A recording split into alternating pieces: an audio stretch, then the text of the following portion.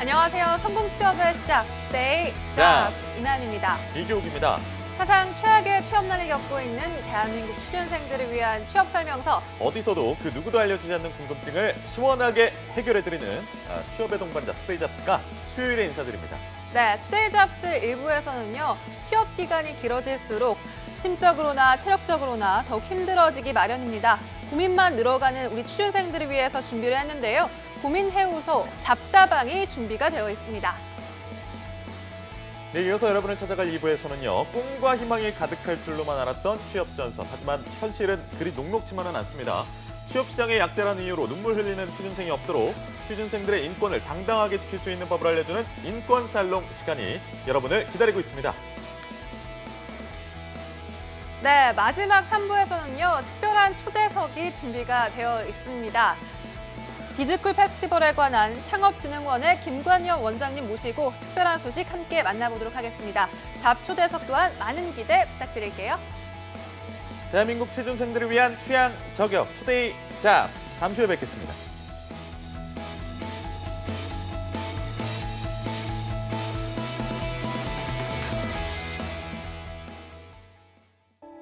투데이 잡스는 단순한 정보 전달이 아닌 취업을 준비하는 모든 분들께 행복한 미래를 선사하고자 합니다. 발빠르게 전달해드리는 취업 뉴스, 해결하지 못하는 취업 고민 해소, 중장년을 위한 채용 및 창업 정보, 취준생이라면 모두 꿈꾸는 대기업 공채, 차가운 취업길에 따뜻한 동반자가 되어드리겠습니다. 당신이 사원증을 받는 그날까지 생방송 투데이 잡스.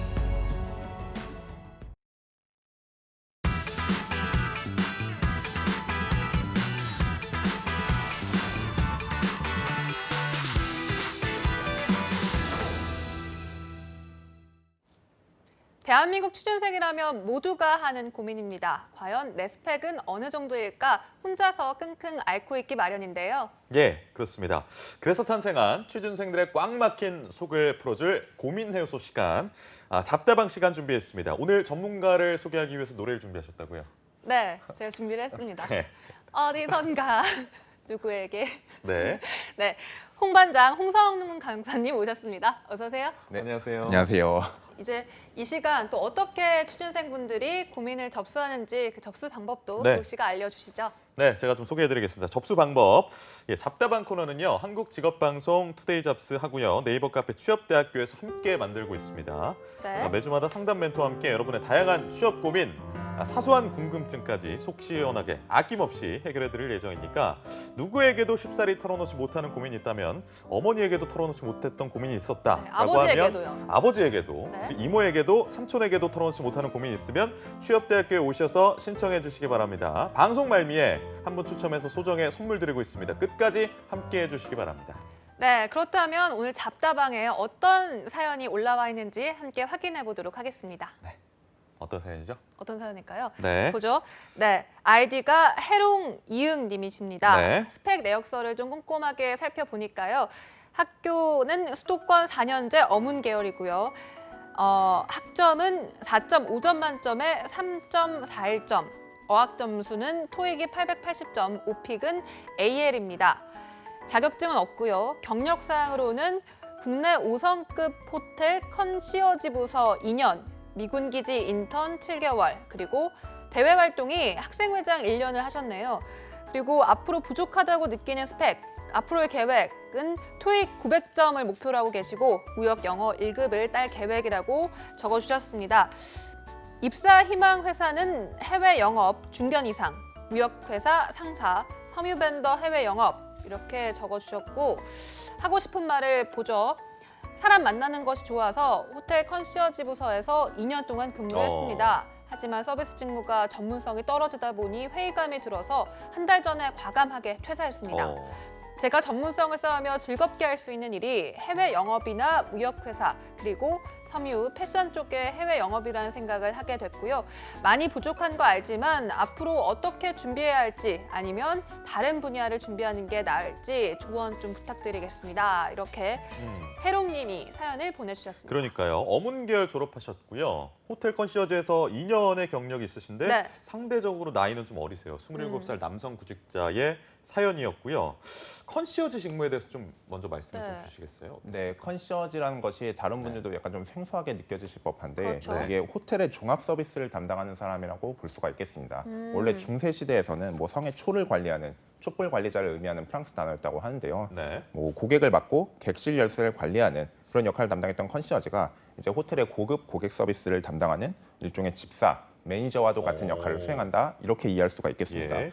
이 컨시어지라는 서비스가 다양한 영역에 있는데요. 예를 들어서 호텔 컨시어지뿐만이 아니라 웨딩 컨시어지도 존재를 하는데요. 아, 네. 뭐 결혼에 관련해서 필요한 품목들을 안내하고 그리고 합리적인 가격을 제안하고 결혼에 있어서 필수적인 뭐 스드메에 대한 것까지 스드메. 네, 다 대신해서 스드메. 준비해주는 서비스, 예. 그러니까 다 대응을 해준다 이렇게 이해를 하실 수가 있겠습니다. 아, 알겠습니다. 네. 이런 가운데 또 해외 영업이랑 또 무역 상사를 취업을 희망을 하고 계세요. 이 부분은 좀 어떻게 분석하고 계십니까? 네, 먼저 쉽지 않은 길을 선택을 하셨다 이렇게 말씀을 드릴 수가 있고 그렇기 네. 때문에 그만한 각오를 좀 하셔야 되겠다 이런 말씀을 드립니다. 그런가요? 해외 영업 같은 경우에는 요새 안 그래도 무역 규모가 축소가 되고 있고 수출이나 수입이 어렵다 이런 말씀들 자주 들으시잖아요. 기존의 뭐 정치 체계에서는 뭐 미국하고 중국의 무역 갈등도 있을 것이고요. 최근에는 뭐 한일 간의 무역 갈등도 있고 무역 규모가 계속해서 축소되고 있기 때문에 해외 영업과 상사 쪽에서도 쉽지만은 않다고 말씀을 드리겠습니다. 예. 네, 원래부터 고스펙자들을 채용하는 기조가 강했었는데요. 네. 안 그래도 이렇게 채용 규모가 축소가 되다 보니 생 신입보다는 그러한 분야에서 전문성을 갖추고 있거나 혹은 경력을 갖춘 분들 이런 분들을 선호를 하고 있고 내가 단순히 영어를 잘해서 해외 영업이나 상사 쪽을 가겠다 이렇게 접근하시면 좀 낭패를 볼 수가 있겠습니다. 그 해외 영업이라는 직무 자체에 대해서 내가 좀 공부를 하시고 어떠한 역량을 갖췄다 이렇게 어필할 포인트를 잡으시거나 혹은 사업 분야 상사 같은 경우에는 뭐 자원 개발이나 네. 프로젝트 오거나이징 혹은 뭐 트레이딩 이런 쪽의 사업 분야가 있는데 이런 사업 분야에 대해서 공부를 하시고 지원하시는 게 필요해 보입니다. 아니 그러면 일단은 이분이 자체적으로 세우신 취업 전략에 어느 정도 수정이 필요하다 이런 말씀이신 건가요? 일단 기존에 희망하시는 곳을 지원하지 말자 이런 말씀을 드리는 것은 아니고요. 네. 다만 그곳에만 집중하면 취업이 어려워질 수 있다 이런 말씀을 드리는 겁니다. 내가 원하는 곳을 뭐 한 번에 갈 수도 있겠지만 좀 네. 돌아서 약간 시간이 걸리더라도 네. 갈 수 있는 방법이 있겠는데요. 예를 들어서 일반 사업체의 영업이나 영업 관리를 지원하셔가지고 나중에 해외 영업 쪽으로 직무 전환을 하실 수도 전환을. 있겠고요. 혹은 내가 동종 산업체에서 근무를 했었다면은 그쪽에 해외 영업 쪽으로 다른 곳에서 뭐 스카우트가 되거나 오퍼를 받을 수도 있을 겁니다. 서비스를 제공하는 호텔의 컨시어지보다는 네. 아무래도 영업이나 영업 관리 이런 쪽이 해외 영업과 직무적인 연관성도 높을 것이고요. 거기에다가 이제 나이나 스펙 경력을 봤을 때에는 이분이 그렇게 취업하는데 크게 무리는 없을 것이라고 생각합니다. 뭐 전형별 대비만 잘 해주신다면은 예. 일반 기업체의 영업이나 영업 관리 쪽으로는 상대적으로 쉽게 들어갈 수가 있겠다. 그 이후에 다른 길을 생각해 볼 수도 있겠다. 이렇게 말씀을 드립니다. 네, 그러니까 조금 뭐 이렇게 시간이 걸리더라도 이렇게 돌아서 가더라도 일단 좀 이렇게 우회적인 길을 좀 모색을 해보자 이런 말씀을 그렇습니다. 해주신 것 같은데 예, 예. 이분의 대외 활동도 좀 살펴보도록 하겠습니다. 대외 활동으로 학생회장 1년을 적어주셨습니다. 혹시 교육 씨는 네, 회장 저요? 하신 경험이 있나요? 회장이요 초등학교 때 학생회장 반장 하셨어요? 했었어요. 반장, 예, 반장? 반장 같은 거 이제 네. 하고 친구들한테 떠든 사람 이렇게 적는 거 역할. 아, 야 너 떠들지 마 이러면 애들 계속 떠들거든요. 그럼 너 이름 적는다. 그럼 이름 적은 다음에 세 글자 중에서 두 글자까지만 적어요. 그럼 네. 애들이 아 적지 마 그런 다음에 너 네. 적을 거야 하고 마지막까지. 교육 씨 진짜 행복해 보이시는데요? 알겠습니다. 행복해 대외 보이세요. 활동 뭐 어떤 거 하셨어요? 네, 저는 씨는. 대학교 때 멘토링 활동을 해본 적이 아, 있어요. 진짜요? 네, 멘토링 활동을 했는데 가장 예. 기억에 남는 게 마지막 날 이제 친구들이랑 영화 보러 가서 팝콘을 먹었던 기억이. 팝콘 맛있었습니까? 네, 팝콘을 먹으면서. 알겠습니다. 네. 조만간 팝콘 한번 사다 드릴게요. 그렇게 행복할 수 알겠습니다. 있다면. 홍성훈 강사님은 혹시 뭐 대학교 다니실 때나 아니면 네. 그 전에 대외 활동 어떤 거 네, 하셨나요? 어떤 거 하셨나요? 저는 대학교 때는 그냥 하프 동아리에서 놀았던 기억밖에는 잘 없는데요. 노는 남자였구나. 하지만 뭐 그 방송용으로는 없나요? 방송용으로요. 네. 방송용이라기보다는 제가 그 대학을 들어가기 전까지는 연극부에서 오. 진짜요? 네, 어쩐지. 초등학교부터 고등학교까지 계속해서 연극부 활동을 했었는데 예. 오. 네, 이런 쪽으로도 좀 약간 진로를 생각해봤지만 어쩐지 연기력이. 그러신가요? 반장님이 네. 지금 앉아 계셔서 그런데 서 있는 모습 보잖아요. 네. 굉장히 훤칠하고 멋있어요. 아 진짜요? 예. 저는 한 번도 서 있는 모습을 못 봐가지고요. 그러니까요. 저희 항상 이 장소에서 만나잖아요. 근데 네네. 아까 제가 복도에서 만났는데 놀라셨습니까? 너무 멋있더라고요. 오, 예. 네. 그래서 연극 배우 했던 얘기가 거짓말은 아닌 것 같다라는 말씀. 그리고 뭐 그런 건 안 하셨어요? 뭐 그 뭐라 그럴까요? 그 어떤 거죠? 그 뭔가요? 회장이나 뭐 학생회장이나 네. 초등학교 때는 반장 같은 걸 많이 했었고요. 네. 연극부에 있어서는 아무래도 중학교랑 고등학교 때는 연극부 동아리 회장을 했었습니다. 아, 동아리도 또 회장이셨구나. 네네. 근데 그렇게 이분의 경우에는 또 학생회장을 적어주셨는데 이런 회장 경험, 뭐 선도부나 이런 지도부 경험이 좀 도움이 되나요? 선도부 너무 옛날 단어 아닌가요? 말뚝거리 자록사 생각나네요. 네, 뭐 학생회장 써무 잘해 막 이러면서 그죠? 학생회장 경험이 네. 뭐 취업에 도움이 되지 않느냐? 일단 긍정적인 요소로 활용되는 것은 맞습니다. 네. 되게 뭐 학생회장이라고 한다면은 리더십도 있고 적극적이고 열정적이라는 생각들을 많이 그렇죠. 하시잖아요. 네. 이러한 사람들이 특히 환영받는 쪽이 영업이나 영업 관리 이런 쪽에서 많이 환영을 받습니다. 어려움이라든지 경쟁을 뚫고 실적을 달성하기 위해서 적극성과 열정이 필요할 것이고요. 그리고 판매 스톱이나 협력 직원들을 잘 관리하기 위해서는 이런 리더십 같은 것도 필요하겠죠. 하지만 이분이 학생회장 활동 하나만으로 안 되는 취업을 되게 만들 수가 있고 다른 지원자들과 비교시 내가 이런 것이 경쟁력이다 이렇게 어필하기에는 좀 무리가 있겠습니다. 그러니까 예.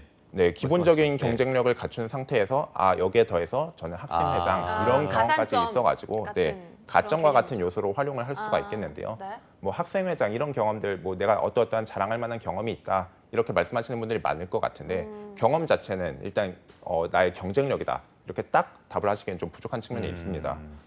그러한 경험 속에서 내가 가진 어떠한 강점을 이렇게 발휘를 했었다. 예. 이렇게 경험 같은 경우에는 이유의 설득력을 추가해주는 그런 것으로 활용을 하시면 되겠습니다. 섬이나 패션 쪽 진출을 좀 희망하고 계신데 이 부분은 요즘 좀 어떻습니까? 시장 자체가. 섬유 쪽 같은 경우에는 네. 요새 제가 들었던 뉴스 중에 하나가 예. 한일 무역 갈등이 있지 않습니까? 예. 일본 쪽에는 이제 유니클로가 섬유 쪽으로 이제 대기업이라고 그렇죠. 볼 수가 있겠는데 우리나라의 큰 섬유 밴더가 유니클로와 좀 약간 석연치 않은 이유로 좀 계약이 종료되었다 그래요? 이런 기사도 봤었고요. 더군다나 섬유 쪽 같은 경우에는 노동 집약적인 산업이잖아요. 예. 그런데 중국 쪽에서 그리고 동남아 쪽에서 이런 추격이 거세기 때문에 그렇게 쉽지만은 않겠다 이렇게 말씀을 드리겠습니다. 알겠습니다. 끝으로 뭐 이분을 위해서 추가적인 조언 해주신다면요?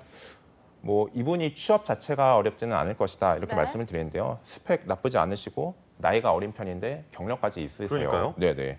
다만 다시 퇴사하게 되는 그런 불상사는 막아야 되겠죠. 그렇기 때문에 중장기적인 전략을 세우고 만약에 대비하는 플랜 B를 세우시는 게 필요하시겠는데요.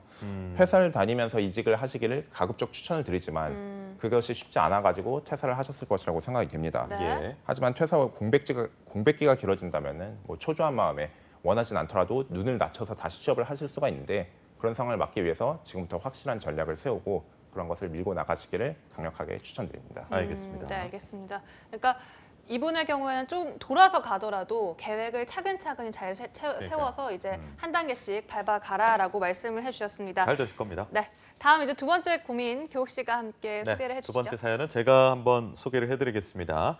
아이디를 봤더니 레이 길런이라는 분이에요. 네, 그리고 스펙 내역서를 봤더니 국숭세단 졸업하셨고요. 국문과와 신방과를 복수 전공하셨고 학점은 3.38. 어학 점수 봤더니 굉장히 높으세요. 토익이 그러시네요. 980점, 오픽이 AL 등급. 거의 뭐 둘 다 최고 등급을 받으셨습니다. 자격증 운전면허 1등 보통, 무역영어 국제무역사 2급. 경력 봤더니 영어 튜터링을 8년 정도 하셨고 8년. 알바 많이 하셨고요. 여행사 인턴 1회 하셨고 카투사에서 군복무를 하셨어요. 그 영어는 뭐 끝내주겠네요, 이분. 네. 그렇습니다. 대외 활동도 여러 차례 하셨는데 구체적으로 적진 네, 않으셨고요. 봉사활동 1년. 봉사활동도 1년 하셨고 부족하다고 스스로 느끼는 스펙이 뭔가 봤더니 학벌하고 학점 그리고 전공, 직무 관련 경험 이런 것들이 좀 부족하다라고 생각하시네요. 그래서 무역이나 해외 영업 직종을 생각 중이다라고 하시면서 원래 영어 강사 쪽으로 진로를 잡았다가 다시 노선 바꿔서 취준하는 거라서 졸업하고 공백이 약간 있다라는 말씀 주셨고 학창 시절엔 학비 및 생활비가 더 급해서 과외랑 알바만 죽어라 했네요. 그래서 대외 활동과 더 좀 부족하게 하신 것 같습니다. 대기업은커녕 중견기업이나 외국계라도 되면 절하면서 들어가고 싶다라고 말씀하셨습니다. 뭔가 간절함이 느껴지는 그러니까요. 이 사연이었던 것 같은데 일단 국문과 신방과 이중 전공하시고 졸업하신 나이를 보니까 30살 남성의 구직자분의 사연입니다. 일단 이 나이와 뭐 이런 스펙, 영어를 잘하는 스펙까지 다 고려를 해서 전반적인 조언을 해주신다면요? 네, 일단 이분의 스펙부터 말씀을 드리자면은 네. 강점과 단점이 굉장히 명확하게 드러나는 그런가요? 분입니다. 뭐 우선 강점은 앞서 말씀하셨지만 뛰어난 어학 실력, 네. 영어 강사 쪽으로까지 고민을 하셨고 실제 어학 점수도 그에 맞게 굉장히 높으십니다. 하지만 단점의 경우는 일단 적지 않은 나이가 들어오겠고요. 그리고 공백기, 그리고 나이에 비해서 부족한 직무 경험이 단점이다. 이렇게 말씀드리겠습니다. 네. 나이와 과거의 공백기는 뭐 내가 지금 어떻게 바꿀 수가 없는 부분이고요. 그쵸. 본인이 부족하신 직무 경험을 보완하면서 내 강점을 살려서 취업하는 전략을 지금 세우셔야 되겠습니다. 아니 요거 나이 얘기 나왔으니까 좀 여쭤볼게요. 남성 구직자의 경우 30살이다. 어느 정도라고 보면 됩니까? 사실 이 나이를 제가 단점으로 언급드렸지만 예. 나이 때문에 취업이 안 되는 것은 나이 때문에 취업이 안 된다. 이것은 아니다라고 네. 말씀을 드리겠는데요. 예. 30대 초반에도 경력이 없이 신입으로 취업하는 남성 구직자분들이 실제로 많고요. 34살에 은행에 신입으로 들어가시는 분도 진짜요? 제가 봤었습니다. 오. 네네. 이건 여성 구직자들도 마찬가지인데요. 20대 후반이나 30대 초반까지는 아직까지 기회가 열려 있으니까 나이 때문에 너무 위축이 되진 않으셨으면 좋겠고요. 네. 나이 같은 경우에도 사실 뭐 절대적인 수치보다는 좀 종합적인 측면, 뭐 경력과 학력적인 측면을 고려해서 같이 보는 것이 필요합니다. 뭐 30살인데 직장 경험이 2년에서 3년 정도 있다. 네. 그러면은 취업에 있어서 그렇게 큰 제한이 되진 않겠죠. 거기에다가 뭐 만약에 석사나 박사를 모집하고 있는데 남성분이 30살이라면은 오히려 젊은 나이에 들어갈 그쵸. 수도 있겠습니다. 그럼 어린 거죠. 예. 근데 제가 네. 단점으로 나이를 언급한 이유가 네. 나이에 비해서 일단 직무 경험이 굉장히 부족하시고요. 아. 다른 분들은 뭐 20대 후반에도 인턴을 2번이나 3번 이렇게 하시는 분들도 있는데 인턴 한 번의 경험밖에 없으시고 이 성공적인 취업을 위해서는 이런 나의 직업관이나 역량, 가능성 같은 것을 고민을 해야 되는데 내가 아무리 이런 직업관이 맞고 일을 할 수 있는 역량이 있어도 애초에 뽑는 TO 자체가 적다면은 가능성이 좀 낮아질 수밖에 없겠죠. 이 어리신 분들 같은 경우에는 이 낮은 가능성에도 여러 번 지원하면서 취업 성공을 이뤄내실 수가 있는데 그렇죠. 나이가 많으신 분들 같은 경우에는 이러한 낮은 가능성에 계속해서 도전할 만한 그런 시간이 없습니다. 네, 따라서 이러한 나이를 단점으로 언급을 드렸던 겁니다. 그러니까 상대적으로 좀 시간이 촉박하다 이렇게 말씀을 해주셨는데 그렇다면 이 남성 구직자와 여성 구직자의 이 나이 마지노선이 실제로 있다고 보십니까? 아니면 또 있으면 또 어느 정도인지 사실 궁금한데요. 뭐 기업 측면에서는 네. 우리는 딱 이 나이의 지원자까지만 뽑겠다 이렇게 말하는 곳은 아마 없을 겁니다. 네. 다 대체로 이제 문이 열려 있다 이렇게 말씀을 하신 것 같은데 다만 전반적인 취업 시장의 데이터를 봤었을 때 네. 여성은 한 30대 초반 그리고 남성분은 대체로 30대 중반까지가 취업에 있어서 생 신입으로 지원하시는데 약간 그 제한 나이 이런 것이라 볼 수 있겠습니다. 대졸, 경력 거의 없고를 네. 기준으로 했을 때 여성은 한 31살 정도, 남성은 한 33, 4살 너무 정도. 딱 이렇게 네. 30대 초반과 30대 중반이라 하셨는데 너무 딱 제가 나이를 이제 짓는 건 아니에요. 숫자화한 건데 이제 네. 30대 초반하고 중반 정도까지. 네. 30살에서 35살까지 네, 괜찮다라는 네, 말씀해 네. 주신 것 같아요. 네. 그렇습니다. 실제로 제 예. 주위도 보면요. 예. 공채를 지원을 했는데 나이 때문에 포기를 하고 지원을 안 했는데 막상 합격한 사람 나이를 보니까 저보다 뭐 많거나 맞아요. 뭐 그런 경우 있어요. 동갑이거나 이런 경우가 또 많아서 제 생각엔 나이는 크게 이렇게 걸림돌이라 생각하지 마시고 지원을 해보는 게 좋을 것 같습니다. 또 이분 이야기를 계속 이어나가자 보면 또 무역과 해외 영업을 고려 중이신데 맞습니다. 이건 좀 유리한 부분인 건가요? 영어를 잘한다는 점이? 영어를 잘하는 부분에 있어서는 아무래도 유리하다기보다는 거의 필수적인 기본 자격이라고 이해를 할 이 수가 직무의 있겠죠. 경우에는? 네, 해외 네. 영어과 상사 같은 경우에는 무역 영어를 잘하는 것이 거의 필수적인 기본 자격이다. 그리고 앞에 분께 드렸던 조언이 이분에게도 똑같이 유효한데 네. 다만 이분은 어학적인 측면은 앞에 분과 비교했을 때는 더 강할 수 있는데 그것만 가지고 뚫기 어려운 것이 해외 영업과 상사 부분이라고 말씀을 드리고요. 이분이 안 그래도 나이가 어느 정도 있으신 편이기 때문에 플랜 B를 더욱 적극적으로 고려를 해야 된다. 이렇게 일단 말씀을 드리겠습니다. 예. 앞서 말씀드린 분이 일하셨던 호텔 산업 같은 경우에도 대체로 어학적인 능력을 요구하는 편인데 호텔 산업 쪽으로 지원을 확장을 하실 수도 있겠고요. 그리고 항공사의 승무원이나 일반직도 대체로 이런 어학적인 능력을 요구하고 있어서 항공사 쪽으로도 한번 지원을 해보시기 바랍니다. 그리고 이분은 앞에 분은 이제 내가 재미를 느낄 수 있고 전문성을 쌓을 수 있는 그런 분야로서 맞아요. 예. 이제 취업을 준비한다고 하셨는데 네. 이분은 그런 것보다는 취업 자체에 좀 의미를 두고 있으신 것 같아가지고 저는 공기업도 좀 적극적으로 추천을 드리는데요.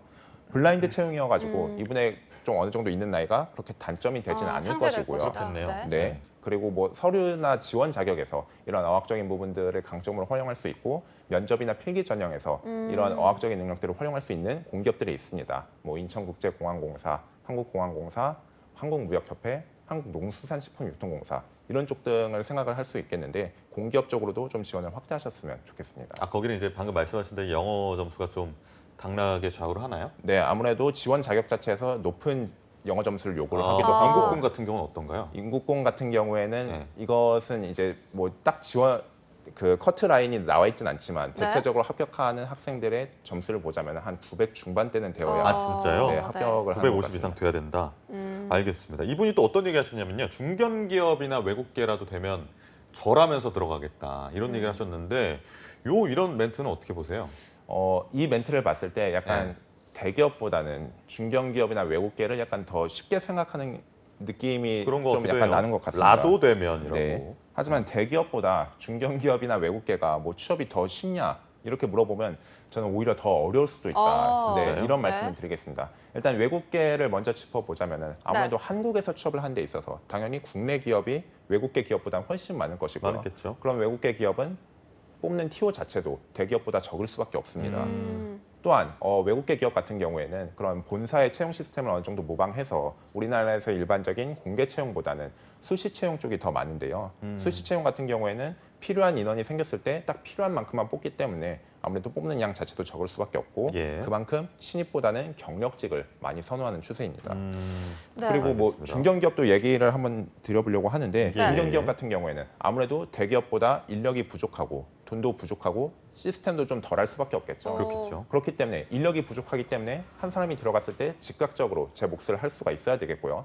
돈과 시스템이 없기 때문에 자체적으로 키워줄 수 있는 그런 시스템이 없고 클 때까지 기다릴 수 있는 그런 여유가 없습니다. 즉 여기 중견기업에서도 외국계 못지않게 경력을 아무래도 선호할 수밖에 없다.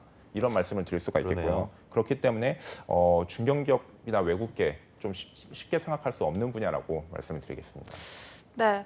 그렇다면 이 분이 또 학생회장 1년 외에도 봉사활동을 또 1년 했다고 이렇게 그러니까 굉장히 착한 적어놨거든요. 분인 것 같아요. 제가 봤을 때. 네네. 네, 이 봉사활동의 경력도 네. 좀 도움이 되겠죠?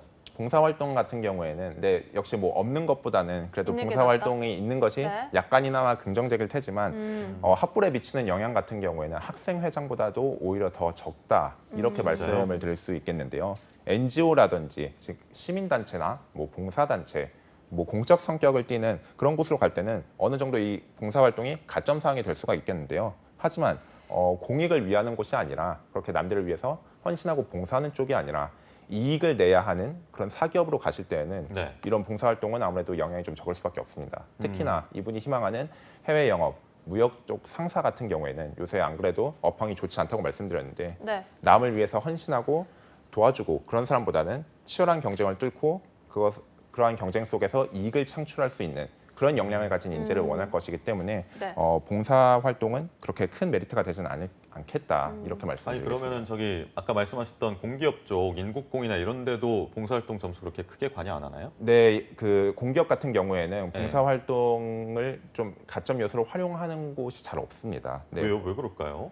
아무래도 그런 NCS 직무 능력 중심 채용이다 보니까 네, 공적 성격 같은 경우에는 아무래도 뭐 인적성 검사라든지 예. 혹은 자기소개서 부분에서 그러한 지원자의 윤리적 가치관, 도덕관을 이렇게 묻고 있고 네. 봉사활동 같은 경우에는 가점 사항으로 활용되는 대표적인 요소는 아닙니다. 저는 개인적으로 제 생각이지만 뭐 봉사활동 이런 거 좀 잘 봐줘야 될 것 같은데 공기업 같은 데서 뽑는 인재상에 딱 부합하는 게 봉사활동 이렇게 1년 정도 하셨으면 이렇게 네. 많이 우대해줘야 막 그런 거 아닙니까? 어떻게 뭐 제 생각이었고요. 네, 교육 씨는 봉사활동 하셨나요? 저는 별로 안 해가지고 저는 봉사활동 이렇게 꾸준히 하신 분들 보면 굉장히 대단하거든요. 저는 제가 앞가림하게 바빠가지고 남을 위해서 시간을 쓴다는 거 상상도 못했는데 네. 이분 같은 경우는 정말 1년 동안 꾸준히 봉사활동 하시고 뭐 이런 거 보면 굉장히 좀 더 예. 플러스가 됐으면 좋겠다. 그렇습니다. 그런 라는 바람을 교육 씨의 바람을 바람이었습니다. 가져봤고 네. 알겠습니다. 끝으로 좀 조언을 전체적으로 좀 해주신다면요. 네, 일단 전략에 있어서 철저하게 효율과 확률과 리스크 관리를 집중하시기 바랍니다. 시간이 많이 남아있지 않다고 말씀을 드렸었고요. 네. 남은 네. 시간을 최대한 효율적으로 사용할 계획을 우선 세워주셔야 되고요. 많이 뽑고 내가 취업할 가능성이 높은 그런 쪽으로 지원하는 전략이 필요합니다. 그리고 만약의 상황에 대비해서 플랜 B를 세워서 리스크 관리를 하시는 것이 무엇보다도 이분에게 필요한 조언이다 이렇게 말씀드리겠습니다. 네, 그러니까 일단 나이에는 구애를 받지 않되 시간이 많이 남지 않은 건 사실이니까 좀 빡세게, 맞죠? 그렇죠. 준비를 하라, 이런 쌤의 조언이었습니다. 계속해서 세 번째 고민 교육시가 제가 소개를 해드리죠. 네. 아이디는 컬 YTN님, 네, 박미지님. 이거 한글을 영어로 쓴 것 같은데 네. 뭘까요 이거? 아 박미지. 박미지 교수요. 네. 알겠습니다. 스펙 내역서를 보니까 학교가 지방사립대, 전공이 수학과, 학점이 꽤 높습니다. 4.24점. 이야. 네. 어학 점수는 토익 스피킹 레벨 6. 네, 높은 것 같아요. 자격증은 전산 세무 2급, 전산 회계 1급, FAT 2급, 커말 2급, 워드 프로세서. 경력 사항은 없고요. 대외 활동은 동아리 총무, 어우. 예. 교육봉사, 멘토링, 단기 어학 연수입니다. 그리고 부족하다고 느낀 스펙은 재무직에 대한 실무 경험이 부족한 것 같다라고 써주셨고요. 그리고 입사 희망 회사는 금융권, 중견기업 재무직, 그리고 회계법인 재무직을 꼽아주셨습니다. 예. 하고 싶은 말을 보니까 서류를 계속 쓰고 있는데 떨어지고 있습니다. 어떻게 더 준비를 해야 할까요? 라고 보내주셨는데요. 이렇게 수학과를 전공하시고 24살에 구직자 분의 사연이셨습니다. 귀여워요. 네. 아니 대외 활동에다 동아리 총무했다고 써. 너무 귀엽지 않으세요? 뭐 뒤에 단기어학 연수나 이제 멘토링이나 교육봉사 이런 것들을 좀 더 부각해서 앞에다 쓰셨으면 좋겠다. 이런 것들은 근데 저도 사실 많이 확실히- 썼어요. 이런 거. 동아리 학술 활동, 학술부장 이런 거. 아 진짜요? 네, 다 썼습니다. 그런 모든 거 거 뭐 다. 동아리 감투도 쓰는 게 좋은데 앞쪽에다가 좀 안 쓰셨으면 좋겠습니다. 개인적으로는 이런 건 좀 어리신 분이라서. 네, 홍 뒤쪽에다 쌤의 쓰면 의견을 좀 모르겠다. 들어봐야 될 네. 것 같은데요. 홍 네. 쌤은 어떻게 아니 저기 어학연수나 멘토링 이쪽을 앞에다 쓰셔야죠. 네, 그렇죠. 동아리 아무래도 총무는 뭐 사실 시간 순서대로 네. 가장 네. 최근 거부터 쓰신 것 같은데 그러니까요. 그런 뭐 것도 이력서나 귀여운 경력 경험 것 같아요. 기술서 네. 이런 거에서도 뭐 내가 가장 어필할 것을 앞에 주셔야 인사 담당자가 바로 그러니까요. 캐치를 할 수 네. 있습니다. 일단 알겠습니다. 전반적인 조언을 해주신다면요? 네, 뭐 지금 수학과를 전공하셨는데 지금 재무와 회계직을 지원을 하고 계세요. 근데 이런 재무 회계직 같은 경우에는 상경계열 전공자가 수학과보다 더 선호가 됩니다. 그래요. 수학과는 약간 순수 학문의 영역에 해당이 되는데요. 페르마의 법칙 공부하고. 네, 그렇죠. 아리스토텔레스. 그건 철학자 아닌가요? 네, 그렇죠. 예. 수학과는 이렇게 순수 학문의 영역에 좀 해당이 되는데 상경이나 회계, 세무 같은 경우에는 실제 기업의 경영과 관련된 이런 실무적인 부분들을 다루다 보니까 아무래도 상경 계열이 이런 회계, 재무 직무로 더 선호가 되겠고요. 네. 사연을 쓰신 분도 그런 차이를 잘 알고 있고 이 갭을 메우기 위해서 되게 다양한 자격증들을 지금 따신 것 같아요. 뭐 전산세무, FAT. 진짜 많아요, 자격증이. 네. 근데 한 가지 아쉬운 것이 네. 이 자격증들이 그렇게 깊이가 있는 자격증이 지금 아니라는 겁니다. 그런가요? 네, 그런가요? 재무회계 쪽으로 지원하는 분들에게 가장 강력한 자격증, 뭐 많은 분들이 아시겠지만 회계사와 뭔가요? 세무사 이 두 개가 가장 강력할 네. 것이고요. 설령 이 자격증을 따는데 실패했더라도 뭐 1차를 통과를 해봤다거나 혹은 깊이 있게 공부한 것 자체만으로 재무와 회계 직무를 지원하는데 굉장히 큰 도움이 됩니다. 근데 이 회계사와 세무사 자격증이 없다면은 최소 재경관리사 정도의 자격증은 따시라고 좀 추천을 드리고요. 혹은 이러한 자격증이 아니라면은 뭐 ERP 관련해 가지고 재무회계 모듈에서 많이 쓰는 셉, 오라클 이런 것들의 교육을 수료한다면은 예. 실무적으로 좀 더 빨리 적응할 수 있다 이렇게 어필을 할 수가 있겠습니다. 그리고 뭐 굳이 자격증이 아니라도 기업의 재무제표를 스스로 많이 분석해 보시면서 네. 네. 숫자를 분석하고 그 속에서 유의미한 정보나 결론들을 도출해보는 이런 연습들이 재무회계 직무에 대한 직무 역량들을 쌓아가는 그런 방법이 될 것입니다. 알겠습니다. 근데 이분이 사실 어리긴 하지만 서류를 계속 쓰고 있는데 떨어진다고 고민이 많다고 하셨는데 홍쌤이 보시기에는 떨어지는 이유가 뭐라고 보세요?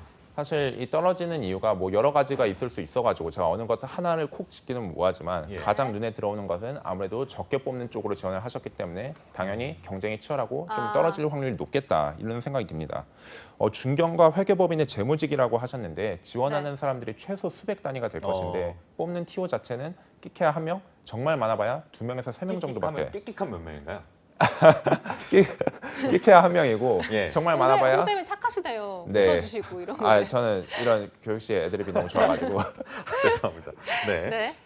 끼케 네. 한 명이고 많아요 네. 두세 명이고. 네, 재무직을 위주로 지원했다면은 정말 내가 눈을 낮춰가지고 중소기업 쪽으로 지원한 것이 아니라면은 분명 경쟁자들이 많이 있을 것이고요. 그런 경쟁자분들 같은 경우에는 회계사와 세무사의 자격증을 가지고 계시거나 혹은 네. 고급 자격증을 열심히 공부하셔가지고 나보다 직무에 대해서 더 높은 이해도를 갖추신 그런 분들과 경쟁을 할 수도 있습니다. 네.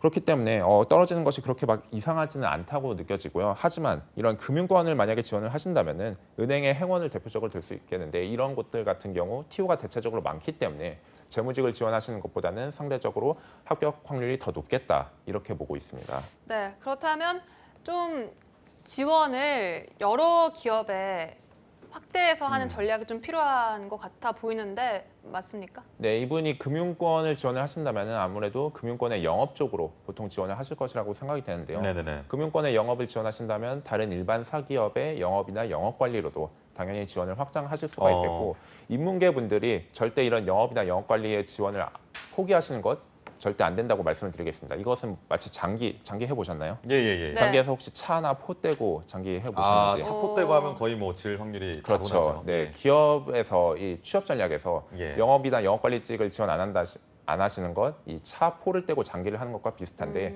예. 기업은 아무래도 돈을 벌어줄 사람들이 많이 필요하고 돈을 벌어주는 사람들이 바로 이런 제품과 서비스를 생산하는 쪽과 이러한 제품과 서비스를 파는 영업이나 영업관리 쪽에서 아무래도 수요가 많을 수밖에 없거든요. 그렇기 때문에 인문계열 분들은 꼭 영업이나 영업관리도 함께 지원을 해주시기 바랍니다.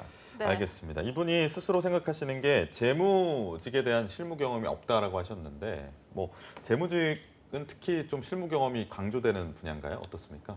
뭐 실무 경험 같은 경우에는 다른 직무도 다 중요하다고 말씀을 드릴 수 있지만 네. 재무 쪽에서는 특히 중요하다고 말씀을 드리겠습니다. 아. 그런가요? 이 조직 이해 능력이 재무와 회계 직무 같은 경우에는 많이 중요하다. 필요한 영역인데요. 네. 숫자를 통해서 기업의 전체적인 현금 흐름을 파악할 수가 있어야 되겠고요. 그리고 영업 부분에서의 손익, 목표 달성 여부 등을 재무 회계 직무가 파악해야 됩니다. 우리 회사가 잘 운영되고 있는지, 문제는 없는지 이런 것들을 딱 숫자를 통해서 한번 읽으셔야 되는데 단순히 이런 비용 집행이나 결산 등을 하면서도 이런 저기에서 요청을 했으니 내가 해줘야지 사업 보고서 이런 것들을 올렸네 이런 거 취합하면 되겠구나 이렇게 하실 거라면은 재무회계 직무가 그렇게 높은 스펙을 요구할 일이 없을 겁니다. 하지만 이러한 보고서들을 능동적으로 파악을 하면서 지금 이러한 숫자가 타당하다, 문제가 있다 이런 것들을 적극적으로 파악을 하셔야 재무회계 직무가 비로소 제 역할을 한다 이렇게 볼 수가 있겠고요. 그러기 위해서는 단순히 재무회계 직무만 이해하는 것이 아니라 현업부서에서는 어떤 일들이 수행이 되고 있고 우리 조직의 규정이나 매뉴얼은 어떠하고 이렇게 예. 조직 이해 능력이 필요한 부분이어서 인턴이라든지 혹은 뭐 결산이나 회계 업무 등을 할 때 사무 보조 등을 뽑고 있으니 이런 실무 경험을 쌓을 기회가 있다면 반드시 좀 지원하셨으면 좋겠다 이런 말씀을 드리겠습니다. 네. 정말 이제 끝으로 이분을 위해서 딱 하나의 조언 해주실 수 있다면 어떤 조언 해주고 싶으신가요? 네, 이렇게 어느 한 전형에서 떨어지는 분들이 많이 하는 실수가 어차피 지원해도 안 되겠지 하면서 의욕이 안 난다고 다음 전형을 놓고 계시는 분들이 있습니다. 네. 근데 기회라는 것이 언제 어떻게 나에게 찾아올지 모르는 부분이거든요. 맞아요. 실제 지금 이 시즌에 이런 상황들이 굉장히 많습니다. 계속 서류 탈락해가지고 서류 탈락했으니 뭐 필기 그냥 준비할 필요 없겠지 했는데 덜컥 서류가 붙고요. 또는 나 필기 통과해본 적 없어 면접까지 못 볼 거야 했었는데 덜컥 필기가 합격합니다. 그런 상태에서 준비가 안 됐다고 쌤 모의 면접 해야 돼요 도와주세요 이런 분들이 많이 계시세요. 그렇기 때문에 예. 취업에 있어서 준비라는 것은 어떤 한 전형을 완성하고 그 다음 전형으로 넘어가는 것이 아니라 네. 서류와 필기 면접이 병렬적으로 함께 준비가 되어야 한다 이런 말씀을 드리겠습니다. 네. 그러니까 기회는 준비된 자에게 온다. 뭐 이런 말씀으로 정리를 하겠습니다. 네, 그렇습니다. 네, 알겠습니다. 더 빅스터디의 홍반장 쌤과 함께했습니다. 오늘 말씀 고맙습니다. 고맙습니다. 감사합니다. 네, 잡다방의 멘토 오늘의 따뜻한 조언 꼭 기억하시면서 언제든 취업 고민이 있으시다면 잡다방의 문을 똑똑 두드려 주시기 바랍니다. 네, 저희 1부는 여기서 가름하고요. 2부에서는요. 직장인들을 위해서 또 취준생들을 위해서 인권을 지켜드리는 코너 인권살롱 시간이 준비되어 있으니까요. 야근 약사에게 취업은 투데이 잡스! 잡스. 잠시 후에 들어오겠습니다.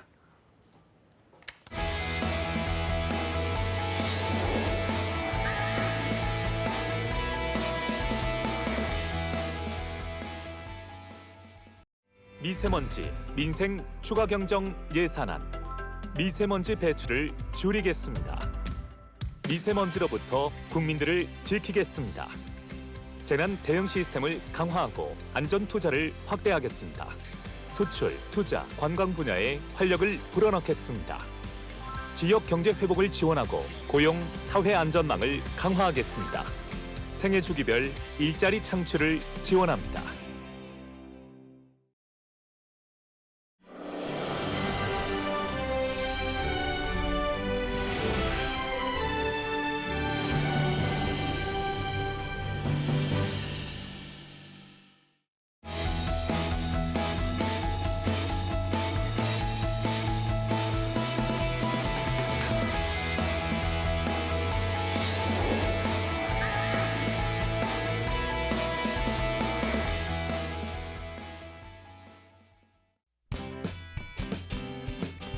네, 성공 취업의 시작, 투데이 잡스 2부의 문을 활짝 열었습니다. 네, 2부에서는요. 갑의 횡포로부터 인권을 지킬 수 있는 시간 준비했습니다.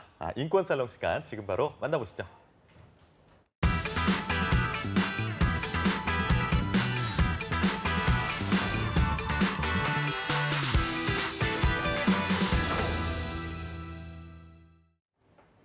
꽁꽁 얼은 취업 한파 속에 을조차 되지 못한 채 갑의 횡포를 이겨내야 하는 사람들이 있습니다. 바로 이 바늘구멍 같은 취업을 뚫고 이렇게 구직자가 되는 여러분들인데요. 그렇다면 이 예비 노동자를 위한 법은 아직까지도 없는 것이 현실입니다. 네, 수많은 구직 과정에서 부당한 것을 알면서도 예비을이라서 감히 따질 힘이 없는 구직자들을 위해서 채용 문화를 바꾸기 위한 첫걸음, 인권 살롱 시간 마련했습니다. 네, 오늘 인권살롱에서는요, 구직자들의 인권 보호를 위해 애쓰고 계신 두 분 모셨습니다. 트러스트원 취업 컨설팅의 송진원 노무사님, 그리고 노무법인 명문의 이진화 노무사님 오셨습니다. 안녕하세요. 안녕하세요. 네, 어떻게 지내셨습니까? 요즘 날씨도 추운데 어떻게 보내세요? 되게 잘 지냈는데 예. 오늘 아침에 보니까 뉴스가 나왔는데요. 그 네. 통계청 자료를 이제 그 계산 방법을 다시 했더니 비정규직이 아, 엄청 늘었다고 맞아요. 하더라고요. 그래서 오늘 주요 헤드라인이더라고요. 네, 헤드라인인데 신문에, 그거 보고 어쨌든 간에 지금까지는 고용률이 계속 증가했다고 정부가 발표했음에도 불구하고 이런 뉴스를 보니까 저는 사실 체감을 하고 있었거든요. 너무 어려워요. 이제 진짜요? 취업이 네. 너무 어렵고 또 정규직 일자리는 너무 없어요. 그래서 그런 것들을 보고 어제까지는 좋았는데 오늘 상당히 지금 다시 어떻게 해야 되는지 그 고민입니다. 알겠습니다. 네. 진아 쌤 네. 같은 경우는요. 보면은 송 쌤은 항상 이제 좀 국가적인 차원에서 네. 넓은 차원에서 거시적인 네, 차원에서. 좀 네. 말씀들을 많이 하시는데 저는 항상 좀 개인적인 일들이 있어가지고 요즘에 저번에 한번 말씀드렸는데 저희 사무실이 지금 이전 중에 있어요. 예. 그래서 그 일 관련해서 결정해야 될 것도 많고 회의할 것도 많아가지고 바쁘게 지내고 있습니다. 아니 근데 진아 쌤은 얼굴도 잘생기셨지만 사실 오늘 그 패션이 저도 굉장히- 말하려고 네. 했어요. 오늘 오늘 패션이 좀 굉장히 그 약간 청남방의 네. 청바지에 갈색 수트를 네, 입고 브라운 수트. 되게 멋있으셨습니다. 가을 남자. 청청 패션인데요. 아무나 소화하기 힘든데. 요즘 제가 좀 알겠습니다. 관심이 많아요. 네, 그래서 패션 두 쪽에. 분이 더 데뷔가 어쩐지. 되시는 것 같아요. 한 분은 블랙, 한 분은 이제 브라운. 저는 오늘, 무색, 네. 무색이죠. 뭐. 네, 쥐색 정도. 지색이라고요? 알겠습니다. 네. 오늘 약간 좀 취준생들의 저번 시간에 네. 저희가 다 마무리 못한 주제가 있죠. 어떤 겁니까? 소개 좀 해주시죠. 이게 지금 뜨거운 화두 중에 하나가 저성과자 관리가 2019년 7월에 이제 시행된 직장 내 괴롭힘 방지법하고 거의 맞닿아 있습니다. 네. 그래서 이게 크게 한 번에 다루기에는 너무 방대한 주제고 또 사례로 설명을 드려야 될 것 같아서 네. 오늘 간단하게 실제 좀 이론 다시 한번 말씀드리고 네. 사례를 곁들여서 예. 이 저성과자 관리가 어떻게 되고 있는지 음. 그러면서 직장 내 괴롭힘하고는 어떤 부분에서 조금 대치가 되는지 이런 네. 부분 같이 알아보도록 하겠습니다. 알겠습니다. 사실 이게 기업 입장에서 보면은 기업은 워낙 성과주의가 우선이기 때문에 성과를 많이 내고 뭐 이런 직원을 더 우대를 하고 저성과자는 조금 이렇게 뭐라고 해야 교육을 재교육을 따로 시켜야 된다든지 이런 면이 사실은 현실적으로 있거든요. 그래서 이게 더욱더 요즘 들어서 논란이 되고 있는 것 같은데 일단 어떻습니까? 이 성과주의에 대해서. 네, 그 우리나라는 한 20년 전부터 성과주의가 도입이 되면서 정말 S급 인재부터 A, B, C 등급까지 항상 나누는 인사관리 시스템을 갖고 있는데요. 네. 네. 그에 따라서 저성과자라고 불리우기보다는 실제 인사팀에서 근무했을 때도 이제 C 플레이어라고 불려요. C 플레이어. C 그러니까 뭐 네, C S 플레이어. 스타 플레이어의 반대말로 불리는 거 있고 보통 회사 내에서 하위 15% 정도나 5% 정도를 관리 대상으로 보는데요. 진짜요? 네, 저성과자의 정의는 직무를 이제 수행을 해야 되는데 직무 수행에 필요한 역량의 세 가지가 있습니다. 지식, 기술, 태도. 이 지식, 기술, 태도가 본인의 이제 필요로 하는 거와 본인이 갖고 있는 거가 많이 부족해서 그 회사에서 요구하는 사항을 따라가지 못하는 게 이제 저성과자의 정의라고 볼 수 있습니다. 네. 이게 문제 사항으로는 이 저성과자 관리를 하면 어쨌든 기분이 나쁘겠죠. 본인이 저성과자라는 거에 대해서. 실제 인사팀에서 한 조사에 의하면 본인이 평균 이상의 성과를 내고 있는가라는 질문에 80% 그러니까 한 90% 가까이가 예스라고 했어요. 그러니까 네. 본인이 저성과자라고 하더라도 저성과자라고 인식을 못합니다. 그런데 회사 측에서 저성과자라고 이제 정의를 해버리면 거기서 기분이 상하는 거예요. 충격을 받게 네, 되죠. 충격을 네. 받고 본인이 어쨌든 소외감도 느끼고 그러면 바로 직장 내 괴롭힘하고도 연결을 돼버리는 게 있으니까 회사 측에서도 지금 관리가 좀 어려운 상황이고 받아들이는 입장에서도 이게 아무리 이성적인 관리라고 하더라도 좀 어려운 상황이다라고 볼 수 있겠습니다.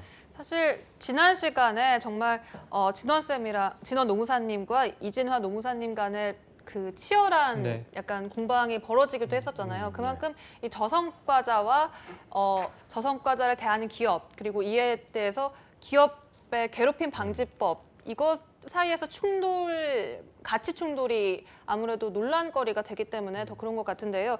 현재 기업의 저성과자 관리 현황은 어떻습니까?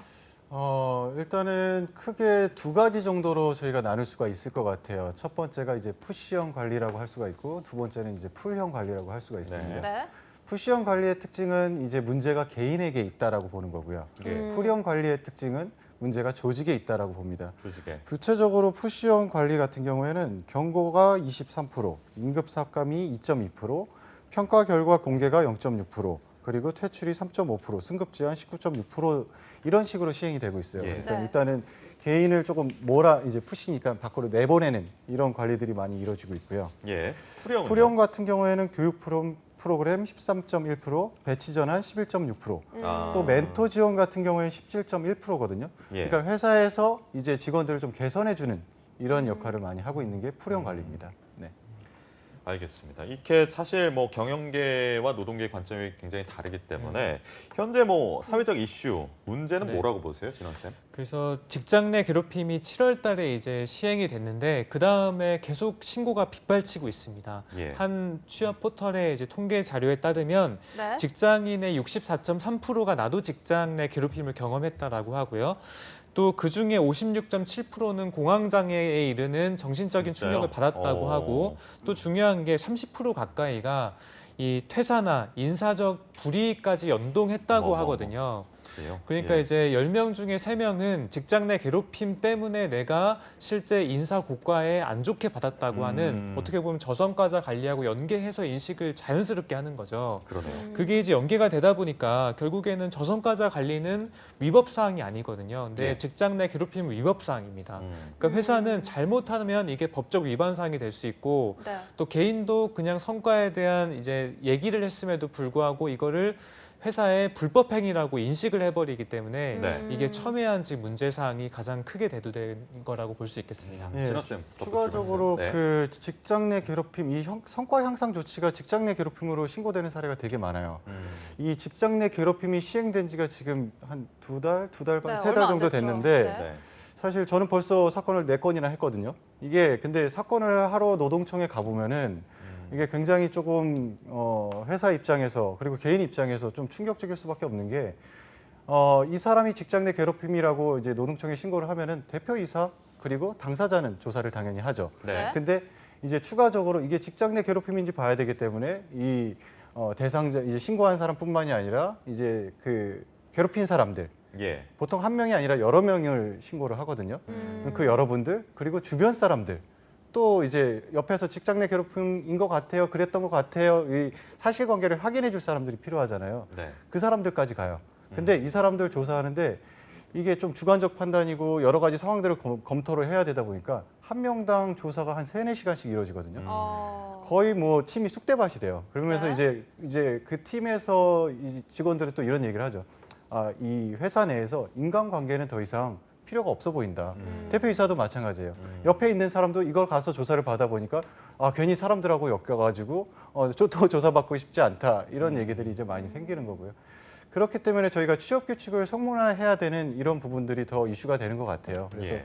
취업규칙의 뭐 성과 향상 조치에 대해서 어떤 규정을 정확하게 명문화시킨다든지 네.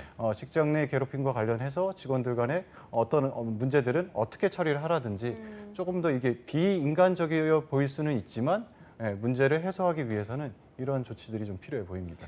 네. 자, 그렇습니다. 저희가 충분한 시간을 두고 주제에 대한 다시 한번 리마인드를 좀 해봤고 네. 일단은 좀 오늘은 사례를 살펴보면서 사례 중심으로 얘기를 나눴으면 네. 좋겠습니다. 첫 번째 사례, 나연 아나운서가 좀 말씀해 네. 주시죠. 네. 첫 번째 사례입니다. A 회사는 조직 개편을 단행하며 별도의 부서를 신설합니다. 그런데 업계에 따르면 이 부서에 속한 구성원들이 대부분 성과가 낮은 직원으로 이루어졌다는 전언인데요.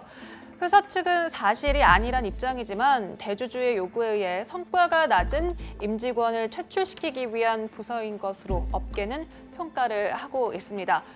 이렇게 첫 번째 사례를 만나봤습니다. 그러니까 저성과자들만 따로 모아서 부서를 이렇게 신설했다 이런 내용인데요. 실제로 이런 사례가 있는 거죠? 이게? 네, 이런 사례들은 사실 과거부터 꽤 있는 사례고요. 예. 저희가 이제 과거에 뭐 퇴출부서라고 얘기를 하는데 회사에서는 퇴출부서가 아니라 저성과자 관리부서라고 해가지고 별도로 관리를 하고 있습니다. 회사는 비용 대비 편익이니까요. 네. 저성과자들이 여기저기 흩어져 있으면은 사실 관리 비용도 많이 들고 관리점도 많아요. 그래서 그들을 한 군데 모아서 관리를 하는 거고 네. 이 관리자들이 좀 전문성이 있으면은 훨씬 관리가 잘 이루어질 수 있겠죠. 그렇기 때문에 회사는 좀 이런 관리를 원하고 저도 이런 관리에 있어서 찬성하는 입장입니다. 진원 쌤은 다른 입장이실 것 네, 같아요. 그러니까 이게 네. 이제 못하는 사람들을 모아두게 되면 서로 이제 보고 배우고 또 어떻게 보면 못하면 끌어줘야 되잖아요, 멘토가. 그렇죠. 근데 그런 거 없이 그러니까 이제 전형적인 아웃을 염두에 둔 인사 관리라고 보여져요. 그래서 이런 것들은 사유에 대한 설명도 없고 또 이제 개발에 대한 개선에 대한 여지도 없이 그냥 한 부서 몰아놓고 하는 것들은 이제 상당히 위험하다고 볼 수 있고 또 이렇게 되면은 회사 내에서 낙인이 찍히거든요. 그러니까요. 이 사람은 못하는 사람들이라고 낙인이 찍혀버리면 향후에 거의 뭐 개선의 여지를 남겨두지 않는 거라고 보여지기 때문에 뭐 이런 방법은 좋지 않고 회사 내에서도 괴롭힘 방지법이라기보다는 예. 저성과자 관리에 있어서 좀 하급이라고 봐야 될 것 같습니다. 근데 저는 진원쌤 얘기에 조금 얘기를 덧붙이고 싶은 부분이 뭐냐면은 네네네. 회사는 일단은 공공 목적은 아니거든요. 이윤 추구입니다. 사적 기업인 거고요. 그렇기 때문에 비용을 생각하지 않을 수가 없어요. 직원들은 이 회사에서 일을 좀 못하다가 관둘 수 있죠. 다른 회사 옮겨갈 수 있습니다. 근데 저희가 대기업만 있는 게 아니라 중소기업도 많고요. 중소기업 중에 일부 사업주는 인생을 건다라고 얘기를 하면서 사업을 하는 경우들도 많아요. 네. 근데 저성과자들로 인해서 본인의 사업에 어떤 문제가 생긴다든지 제대로 프로젝트가 진행이 되지 않는다든지 이런 문제들이 생길 수가 있기 때문에 그 부분에 대해서 생각 안 해줄 수가 없는 거죠. 그러니까 이게 자꾸 경영자 입장을 보면 계속 비용 얘기가 나오잖아요. 네네네. 근데 사람을 비용으로 보는 것 자체가 이미 인사관리가 조금 저는 후진적이라고 연계가 되거든요. 네. 사실 대부분의 대기업과 우리나라 기업들이 인사관리 자체가 인사를 휴먼 리소스라고 하거든요. HR 부서라고 하잖아요. 예. 그러니까 리소스는 쓰면 쓸수록 없어지는 자원이라고 보는 고갈이 되는 거죠. 자원. 네, 예. 그러니까 사실은 대부분의 기업들이 사람을 인건비로 계산을 하고 보기 때문에 이미 여기서부터 이제 저성과자 관리 또한 개선이 아닌 인건비를 줄이기 위한 관리를 위한 이렇게 좀 되는 부분이 좀 안타까운 것 같긴 합니다. 그러니까 이 직원을 소모품으로 봐서는 안 된다 이런 네, 그렇죠. 네, 얘기신 것 같은데 일단 이 저성과자 관리에 대한 공방이 오늘도 역시 뜨겁습니다. 이제 첫 번째 사례에 이어서 두 번째 사례도 교육 씨가 네. 소개를 두 해주시죠. 번째 사례는 네. B보험사의 사례입니다. B보험사는요, 매일 아침에 화이트보드에 전체 영업사원의 성과표를 큼지막하게 게시를 했는데요. 이달부터 오랜 관행을 없앴다고 합니다. 오는 16일부터 시행되는 이른바 직장 내 괴롭힘 금지법에 저촉이 될 수 있다라는 노조의 지적을 받아들인 건데요. 사측은 단지 정보를 공유하는 게 문제인가라는 입장이었지만 괴롭힘 금지법 시행 후 법 위반의 첫 사례는 안 된다는 생각에 노조와 협의 후에 취업 규칙을 개정했다라고 사례가 나와 있네요. 두 분 이 사례에 대해서 어떻게 좀 보십니까? 일단 저부터 말씀을 드릴게요. 네네네. 일단은 그 벽에다가 성과표를 붙여놓은 것이 직장 내 괴롭힘으로 보기에는 좀 어려워 보이고요. 네. 추가적으로 저는 좀 아깝다라는 생각이 들어요. 이런 평가 방식은 사실 한두 해 진행되어 온 게 아니라 수십 년을 맞죠, 예. 진행을 해왔거든요. 네. 70년대 보도자료라든지 과거의 영상들을 보면은 그때도 이런 평가표들이 있어요. 그때는 뭐 칠판에다가 그림을 그린다든지 아니면 스티커를 네. 붙인다든지 누구는 딸기, 누구는 배 붙이고 뭐 이렇게 해서 스티커들 본인이 원하는 것도 붙이고 맞아요, 하면서 재미도 좀 가미를 하고 이런 경우들이 많았거든요. 이제 잘하는 사람들이 거기서 딱 두각을 나타내요. 항상 잘하는 사람들이 잘하고요. 그러면은 나머지 사람들은 그 사람이 왜 잘하지? 이 사람한테 어떤 배울 점이 있지?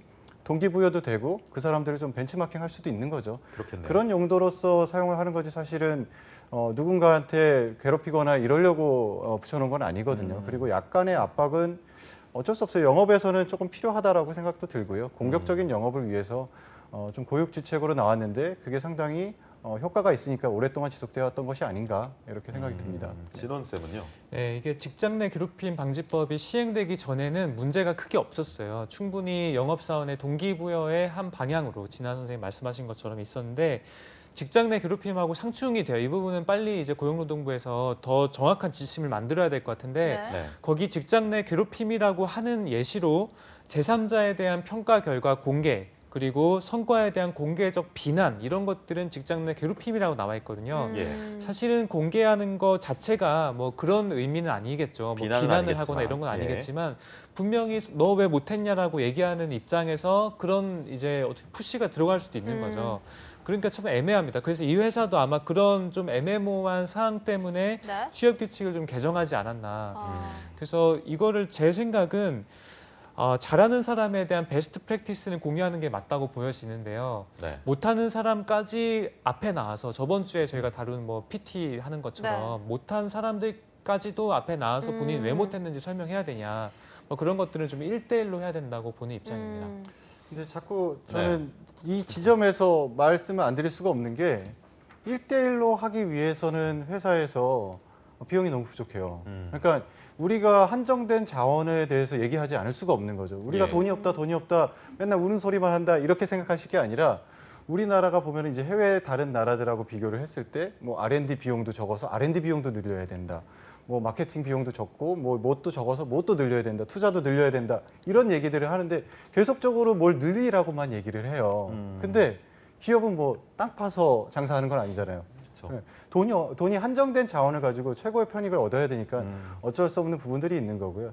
우리나라의 생산성이 또 연동이 되는 거예요, 결국에는. 예, 생산성이 높아지면은 이 직원들한테 벌어들인 돈으로 이 직원을 또 땡겨줄 수도 있겠죠. 예, 좀 시간이 필요하다라고 생각이 듭니다. 네. 알겠습니다. 네. 일단 이렇게 또 두 분의 치열한 공방 또 들어봤습니다. 이제 세 번째 사례도 함께 만나보도록 하겠습니다. 네. 세 다음 번째 사례. 사례는요. 네, 한번 읽어주시죠. 공기업 수습 사원으로 입사한 A씨입니다. 근로계약서에 명시한 출근 시간보다 30분 먼저 나오라는 선임자의 요구를 거부했습니다. 이에 선임자는 A씨에게 폭언을 했고요. A씨는 본체 용을 앞두고 업무 수행 관련 항목에서 평균 이상 점수를 받았지만 협력과 신뢰관계에서 하위 평가를 받게 됩니다.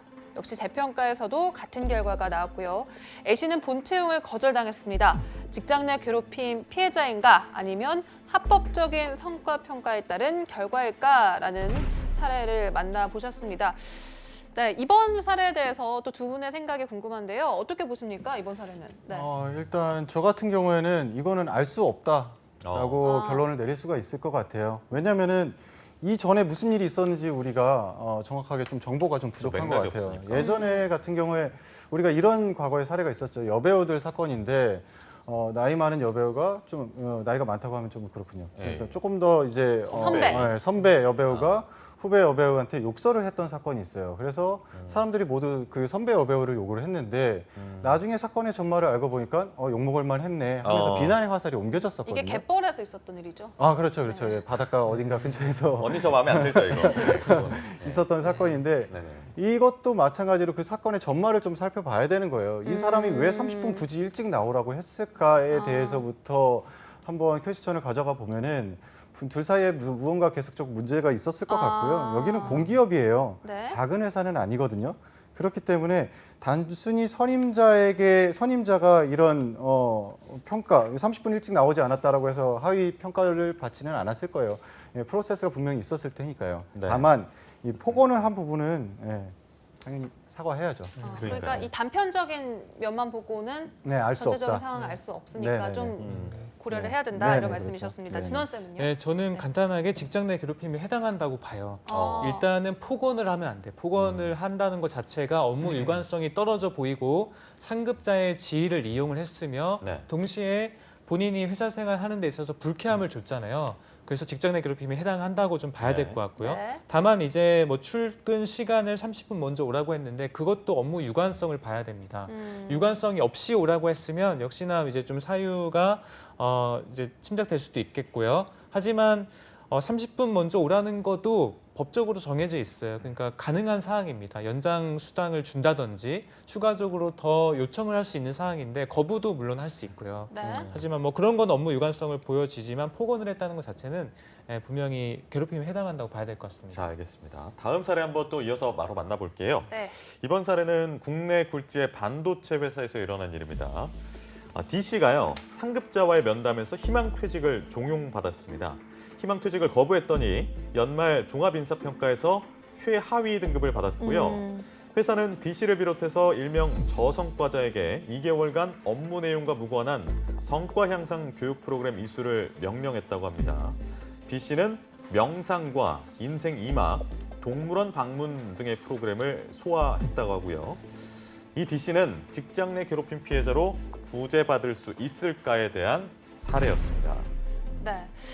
일단 희망퇴직을 거부했더니 이 업무상 무관한 성과 형상 프로그램을 이수했다라는 사례였는데요. 이 프로그램 이수한 것 자체가 또 직장 내 괴롭힘에 해당하는지 이 여부였습니다. 어떻게 보고 계십니까? 일단은 프로그램을 이수한 것 자체는 직장 내 괴롭힘에 해당하기 어렵다고 생각이 들고요. 네. 예, 최하위 평가를 준 것에 대해서는 저희가 조금 더 고려를 해봐야 될 것 같아요.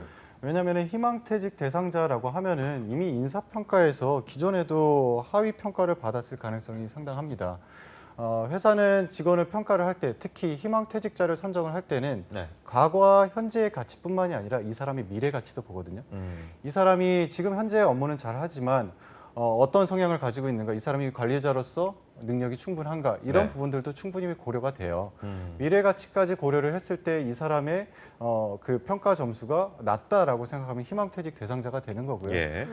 근데 이제 희망퇴직 대상자에 대해 선정이 됐는데 성과 향상 프로그램인데 반도체 회사에서 동물원을 보냈다. 요거는 조금 담당자의 실수 같아요. 이게 어디선가 외국 프로그램을 가져왔을 수도 있는데 그러니까 너무 신중하지 못했던 것 요거 같아요. 반도체 회사 평판도 있는데 동물원보다는 다른 뭐 공장 변화기라든지 이런 것들이 훨씬 나아 보였을 근데 왜 동물원을 거예요. 보냈을까요? 그러니까요. 그러니까 이게 아무래도 담당자의 실수가 신중하지 아닐까. 못한 거죠. 뭔가 유럽의 그 성과 향상 프로그램 중에 명상도 하고 그 사람의 삶을 좀 돌아보고 그러면서 이제 재충전하고 이런 것들이 있는 건 제가 알고 있어요. 네. 근데 그러게요. 지금 네. 우리나라의 정서와 조금 맞지 않는 제도를 끌어온 것이 아닌가 이런 좀 의심이 됩니다. 그러니까요. 네. 진원 진원- 쌤은요. 저도 이거는 완전 동의합니다. 이거는 이제 회사 측에서 저성과자 관리의 결과단에서 잘못한 좀 연계가 안 되는 거기 때문에 네, 저는 충분히 동의한 의견입니다. 알겠습니다. 짧게 얘기해 주셨고요. 마지막 사례가 남아 있습니다. 네, 마지막 사례 씨가 함께 해주시죠. 만나보시죠. 기술 사무직 근로자들이 회사 입장에 반하는 기술 사무직 근로자들만 따로 분류해서 저성과자 역량 평가 프로그램을 모 회사가 실시를 하고 있다고 주장을 했습니다. 문제는 대상자가 된 기술 사무직 근로자들 중 누구도 선정 기준이나 과정, 이유를 알지 못하는 실정이라는 점인데요. PIP 운영과 관련해서 수차례 HR 담당의 정책과 기준에 대해 물어도 무대응으로 일관을 하고 있습니다.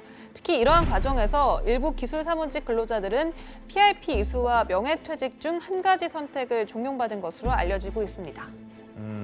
이것도 논란의 여지가 있는 사례다라는 생각이 드는데 두 분 어떻게 진원 쌤부터 좀 얘기해 일단 주시죠. 저부터 네. 말씀을 드릴게요. 이런 사례들은 사실 과거부터 여러 회사들에서 계속적으로 나타나고 있는 사례고 네, 네. 노조들이 있는 회사들 같은 경우에는 이런 사례들이 사실 굉장히 많아요. 많겠죠.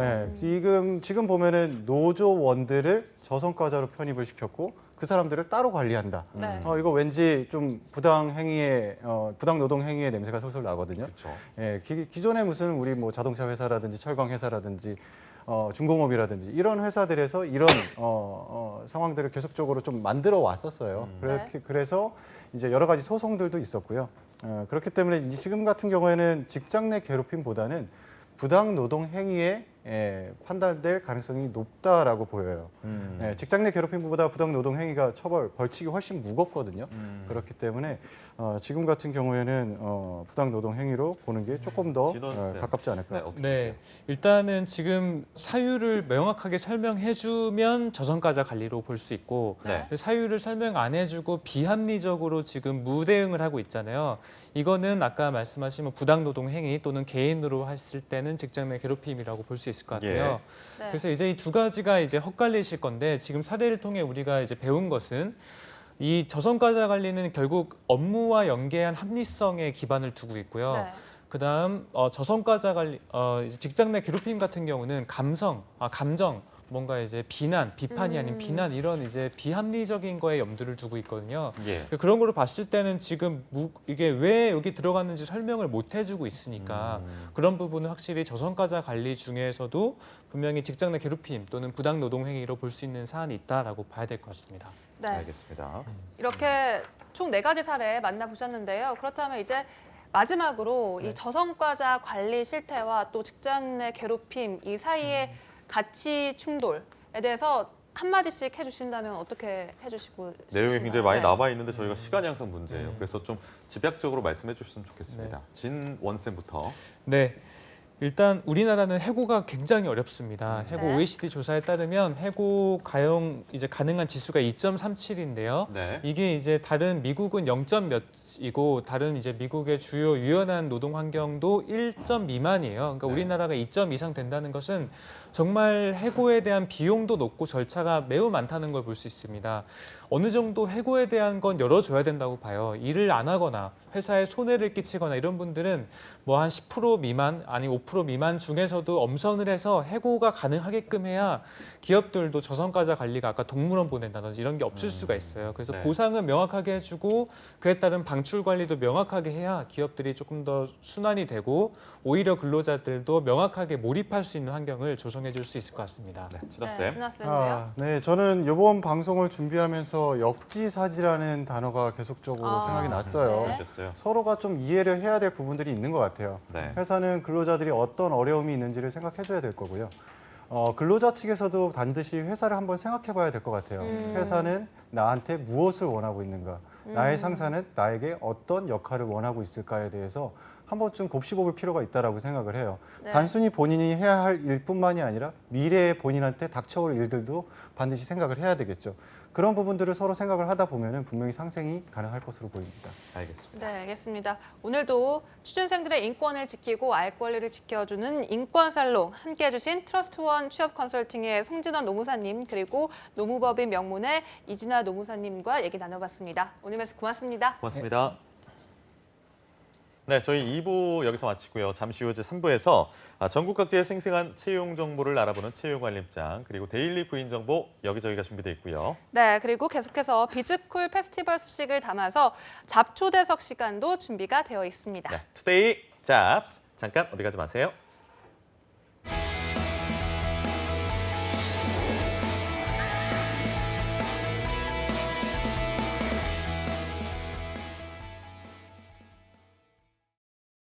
달라졌어요. 뭐가요? 내 삶이. 왜죠? 노동시간 단축으로 항상 제 시간에 끝나니까 이젠 직접 아이를 데리러 갈 수 있어. 좋아요. 자기 개발을 위한 나만의 시간이 생겨 좋아요. 종일 운전할 때보다 사고 걱정 없어 좋아요. 퇴근 후 더 오래 함께 할 수 있어. 좋아요. 일자리가 많아져 열심히 일할 수 있어 좋아요.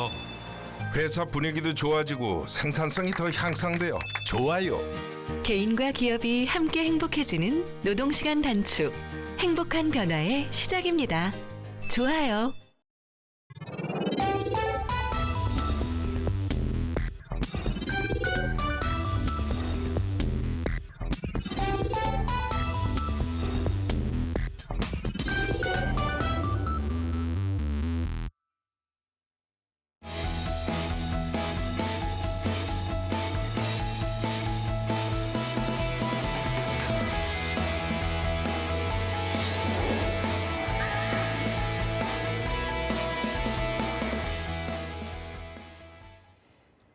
네, 취업은 역시 투데이 잡스 계속해서 준비된 순서들은 채용 알림장 하고요. 데일리 구인 정보 여기저기인데요. 또 뭐가 준비돼 있죠? 네, 그리고 다음으로는 창업진흥원의 김광현 원장님 모시고 곧 열릴 비즈클 페스티벌에 대한 이야기도 나눠보도록 하겠습니다. 먼저 채용 알림장부터 바로 만나보고 오시죠. 안녕하세요. 매일 여러분들을 위해서 실시간으로 채용 정보를 알려드리는 채용 알림장 강지수입니다. 오늘은 어떤 채용 소식들이 준비가 되어 있는지 화면으로 함께 만나보겠습니다. 먼저 첫 번째 채용 소식입니다. 서울 마포구에 소재하고 있는 문화방송에서 회계 사무원을 채용합니다. 지원 자격은 학력과 경력 모두 무관하고요. 급여는 연 3,200만 원, 모집 기간은 11월 11일까지입니다. 다음은 TST에서 자동화 설비 설계 관리자를 모집합니다. 경력은 무관하지만 고졸 이상의 학력이 필요하고요. 급여는 연 2,500만 원 이상, 채용 시 마감됩니다. 네, 계속해서 NCS에서 펌웨어 개발 및 회로 설계 연구원을 채용합니다. 지원 자격은 5년 이상의 경력과 대졸 이상의 학력이며 급여는 연 4천만 원, 모집 기간은 11월 8일까지입니다. 마지막 채용 소식은 경남 통영시에 소재하고 있는 통영신문에서 편집 디자이너를 모집합니다. 학력과 경력 모두 무관하고요. 급여는 월 174만 원 이상, 모집 기간은 11월 14일까지입니다. 네, 취준생들의 많은 관심 부탁드리고요. 지원 자격 그리고 우대사항 확인하신 후에 마감일에 늦지 않게 지원해 보시길 바랍니다. 지금까지 채용 알림장에서 채용 소식 전해드렸습니다.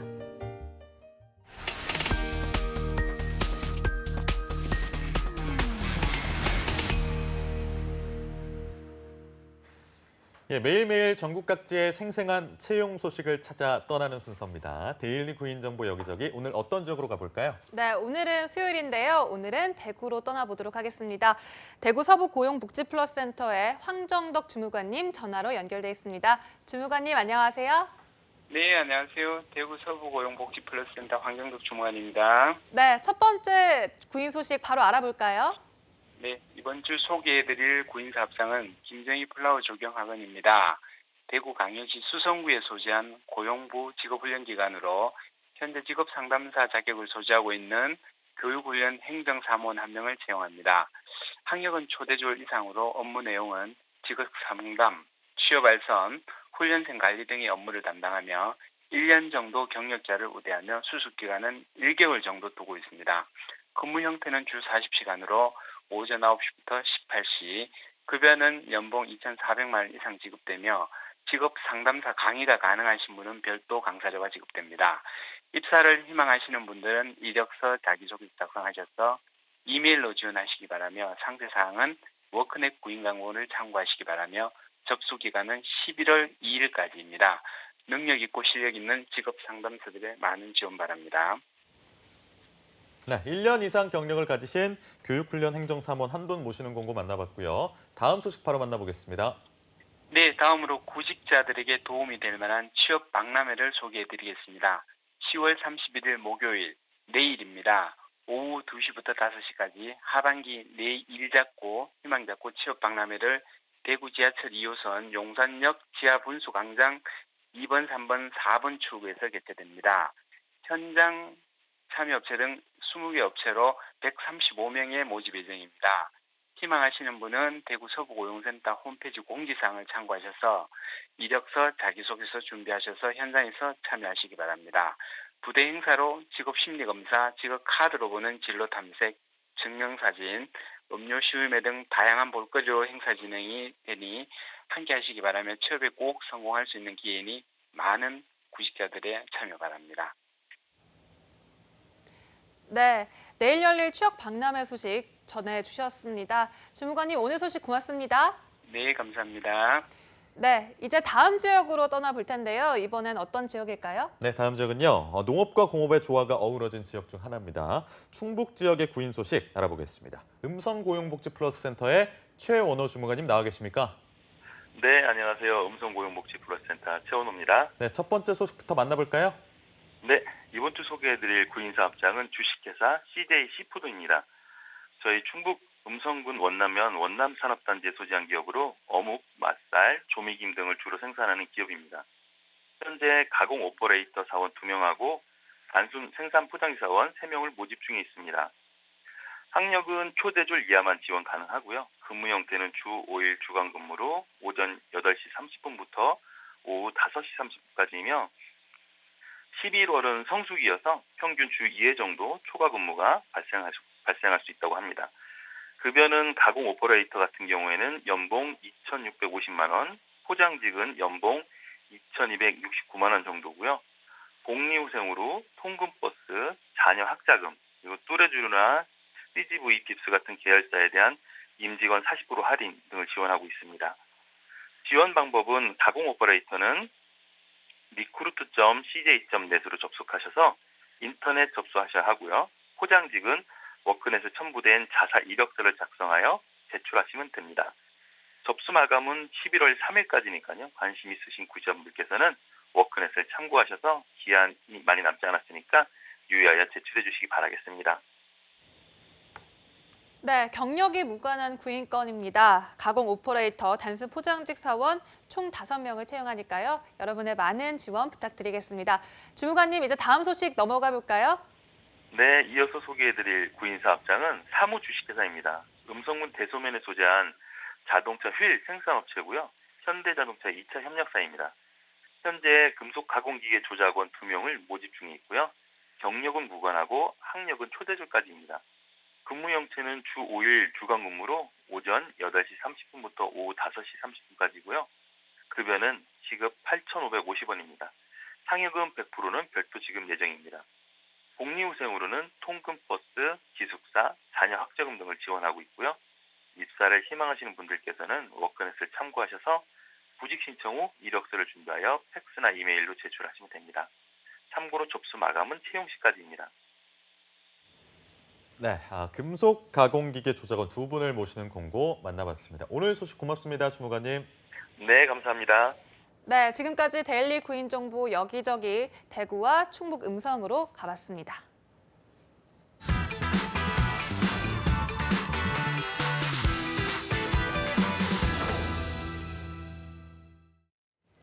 네, 바로 내일입니다. 2019년 청소년 비즈쿨 페스티벌이 개최된다는 소식이 들려온 와중에 사업을 영위하고 있는 창업진흥원에서 여러분께 직접 소식 전하러 이렇게 발걸음을 해주셨는데요. 네, 오늘 관련 소식 소개해 주실 분은요. 창업진흥원의 김관형 원장님 모시고 이야기를 나눠보도록 하겠습니다. 원장님 어서 오세요. 네, 안녕하세요. 네, 지금 약간 좀 창업진흥원장으로서 나와주셨는데 저희가 들어보니까 이력이 굉장히 좀 독특하시더라고요. 기자직을 오래 수행하셨던데 예, 소개를 좀 해주시죠. 저는 원래 이제 기자 출신입니다. 그래서 네네네. 경제신문에서 한 27년 남짓 경제신문에서 기자로 주로 활동을 했고요. 네. 주로 이제 산업사이드 취재를 많이 했습니다. 그래서 IT 산업이나 창업 이 분야를 주로 취재를 했는데 네. 그 인연으로 해서 D캠프라는 창업지원기관에 가서 3년 동안 센터장으로 일을 했고 그러셨군요. 이어서 지금 창업진흥원에 가서 원장으로 일하고 있습니다. 그렇습니다. 그리고 창업진흥원에 대해서 모르는 구직자분들도 많으실 것 같기 때문에 좀 상세하게 설명을 부탁드릴게요. 네, 창업진흥원은 이제 공공기관이죠. 네. 중소벤처기업부 산하에 있는 준정부 공공기관. 네. 중소기업 창업진흥법에 이제 명시되어 있는 법정기관입니다. 그래서 저희는 그 창업자들 돕는 다양한 일들을 하고 있는데 그렇다고 해서 뭐 치킨집 같은 그런 생계형 창업까지 지원하는 게 아니고 기술 기반의 창업을 지원하는 그런 것입니다. 예. 그래서 이렇게 창업을 촉진함으로써 일자리를 창출하고 혁신 성장에 이제 기여하는 것 이게 저희들의 이제 미션이라고 할 수가 있죠. 미션을 방금 말씀해 주셨는데 그 미션을 달성하기 위해서 하고 계신 노력들이 있을 것 같은데 어떤 게 있습니까? 저희들이 이제 중소벤처기업부 이제 유임을 받아서 창업을 지원하는 일을 다양하게 하고 있습니다. 그 네. 가지수가 20가지가 넘습니다. 그런가요? 예, 예. 예를 들자면 이제 예비 창업자들을 발굴을 하고, 그다음에 이 예비 창업자 이 친구들의 우수한 아이디어를 사업화하는 것을 도와주고요. 그다음에 예비 창업자나 청소년 이런 친구들한테 창업 교육을 하는 것도 하고, 그다음에 이 사람들이 창업자들한테 창업에 필요한 자금을 지원하고 이게 판로를 개척하는 것도 돕고, 또 창업자들이 해외로 나가려고 할 경우 해외 진출도 지원하는 일도 하고 있고요. 그다음에 이제 창업과 관련되는 그 창업을 하다 보면은 또 실패하는 경우가 있잖아요. 실패한 창업자가 다시 재창업을 할 수 있게끔 돕는 일, 그리고 창업과 관련된 통계를 내는 거, 그다음에 창업 정책을 개발해서 중기부에 이제 이렇게 건의하는 거, 이런 다양한 일들을 하고 있습니다. 네, 이렇게 창업을 하려는 모든 이들에게 도움이 되려고 다양한 사업을 하고 계신데요. 그렇다면 이 청소년 비축쿨 사업, 구체적으로 어떤 사업인지도 소개를 부탁드릴게요. 그 청소년 비즈쿨은 사실 2002년에 했으니까 굉장히 오래된 프로그램인데, 그러네요. 이게 청소년들한테 창업 교육을 하는 그런 프로그램입니다. 비즈니스 플러스 스쿨, 그러니까 학교에서 사업을 가르친다 이렇게 생각할 수 있는데, 그렇다고 저희들이 야 나중에 커서 창업해서 기업인이 되라 이렇게 하는 그런 프로그램이라고 생각할 수는 없고요. 그건 아니고요. 도전 정신, 도전적으로 사는 삶을 체험할 수 있게 가르쳐주는 그런 프로그램이라고 생각하시면 될 것 같습니다. 그래서 처음에 이것을 하게 되면은 학생들이 좋아합니다. 그리고 교사들도 좋아하고, 프로그램이 끝날 무렵 되면 학부모들도 굉장히 좋아하는 그런 프로그램인데요. 2002년에 16개 학교에서 시작을 했고, 올해는 495개 학교에서 이제 비즈쿨 그걸 진행을 하고 있죠. 예. 저는 비즈쿨이라고 하셔가지고 여름 신사복 약간 좀 통풍 잘 되는 거 이런 게 떠올랐었는데 그게 아니라 이제 비즈니스와 스쿨의 합성어다라는 말씀 다시 한번 드리고요. 사실 성인들도 요즘 저희가 뭐 방송에서 계속 다룹니다만 창업이나 뭐 취업하기 정말 막막한데 청소년 때부터 약간 조기 교육인 거잖아요. 미리미리 좀 알려주고 이런 것들이 참 좋은 것 같은데, 이 사업을 통해서 청소년들이 굉장히 많은 지원을 받을 것 같아요. 어떤 지원들이 있습니까? 저희 이제 비즈쿨로 지정이 되면은 저희 창업진흥원에서 다양한 지원을 해줍니다. 일단 비즈쿨 교육에 필요한 교재를 만들어서 저희들이 비즈쿨 스쿨에 학교에 이렇게 지원을 해주고, 그 교사들을 연수를 시켜주기도 하고, 그리고 비즈쿨 동아리도 지원해주고, 비즈쿨 운영에 필요한 자금을 저희들이 이제 지원을 해줍니다. 그리고 이제 비즈쿨 캠프도 이제 종종 여는데, 학생들끼리 이렇게 모여서 다른 학교 학생하고 팀을 이뤄서 1박 2일로 뭔가를 자기네들 아이디어를 제품으로 만들어보는 그런 체험을 하죠. 그렇게 되면 학생들이 굉장히 즐거워하고 나중에 굉장히 자기들한테 유익한 그런 경험이 될 수가 있는 거죠.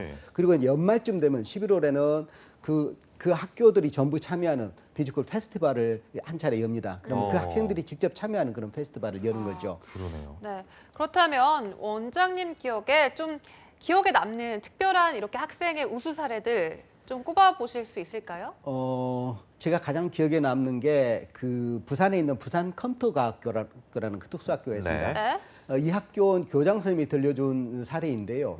그 학교가 점차 정원이 줄고 나중에는 신입생 정원 미달하는 그런 사태까지 갔습니다. 그러다 보니까 중학교에서 주먹개나 쓰는 그런 친구들이 주로 많이 들어다 보니까 노는 친구들 오다 보니까 학교 분위기가 엉망이 된 거예요. 그 무렵에 청소년 비즈쿨로 지정이 됐어요. 이제 그러자 교실 2개를 터가지고 거기서 학생들이 뭐든 만들어 볼 수 있고 할 수 있는 컴퓨터 놓고 해서 그렇게 비즈쿨 활동을 할 수 있게끔 지원을 해줬더니, 이 학생들이 밤 10시가 넘도록 집에 안 가고 거기서 뭔가 뚝딱뚝딱 만들고 그렇게 하는 거예요. 그러더니 뭐 어디 경진대에 나가서 상을 받아오고 막 그렇게 하고, 나중에는 서울에 있는 명문대학까지 입학하는 그런 사례까지 생긴 거예요. 그러니까 학생들 얼굴빛이 달라지고, 그러니까 교사들이 좋아하고, 나중에는 학부모들 처음에는 우리 애들 시험 공부 시켜야지 왜 그거 해 했는데, 나중에는 학부모들도 굉장히 좋아하고 그렇게 했다고 그래요. 근데 비즈쿨에 이거 믿기지 않는 얘기인데 이런 사례들이 꽤 많이 있습니다. 그러니까요. 선생님들 정말 백방으로 노력하셨겠지만 학생들 바꾸기 쉽지 않았는데 비즈쿨이 바꿔놓은 거네요. 그렇죠. 또 다른 사례가 또 있을까요? 그러면 학생 한 예를 들게요. 이 친구는 그 디지털 미디어 고등학교 디미고라고 그러는데 네. 디지털 미디어 고등학교 3학년 이재우라는 학생이에요. 예. 저하고는 페이스북 친구로도 돼 있는데 진짜요? 예. 이 친구는 친이시구나. 1학년 때 이제 비주쿨 동아리 활동을 하다가 창업을 했어요. 네. 요즘 뭐 저기 유튜버들 많이 뜨잖아요. 그렇죠. 네. 유튜버들을 관리해주는 MCN 그 엔터테인먼트 그 사업으로 작년에 1억 5천만 원 이제 매출 올리기도 했는데 이 친구는 이제 재능이 다양해가지고 뭐 소프트웨어 사업도 하고 싶다, 뭐 교육 사업, 공익 사업도 하고 싶다, 아이디어가 너무너무 많아요. 네. 근데 이번 이제 비즈쿨 페스티벌 열면 이 친구는 중기부 장관 이제 표창도 받을 예정이에요. 근데 제가 이제 한 가지 더 붙이자면은 네. 얼마 전에 이제 육군에서 창업 경진대회를 열었어요. 그때 최고상인 참모총장상을 받은 친구 역시 비즈쿨 출신이었어요. 아, 정말요? 네. 정말 그 사실 원장님이 부산 컴퓨터과학고등학교에 있는 많은 학생들 그리고 이재호 학생처럼 정말 한 아이의 인생을 바꿔놓으실 수 있을 만한 그런 행사, 그런 사업을 운영하고 계시는데 사실 좀 책임감도 느끼실 것 같다는 생각이 들어요. 어떻게 보십니까? 정말 나영민 씨는? 그런 생각이 네. 들고 네. 아이들의 인생을 바꾼다는 것 자체가 정말 의미가 있는 일이기 때문에 대단하다는 생각이 드는데 일단 오늘의 핵심 내용입니다. 비즈쿨 페스티벌 이제 내일부터 열리게 되는데요. 이 비즈쿨 페스티벌 어떤 뭐 내용이 있는지 핵심적인 것들 간략하게 설명해 주실까요?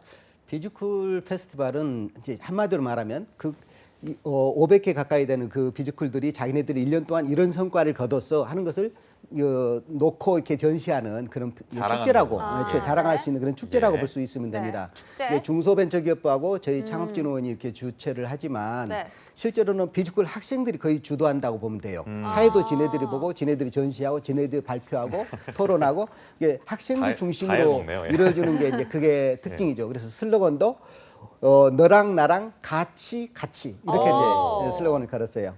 너랑 나랑 같이란 슬로건 참 좋은 것 같은데. 같이 다시 해볼까요, 교육씨? 같이. 같이. 네, 알겠습니다. 언제까지 행사가 좀 진행이 되나요?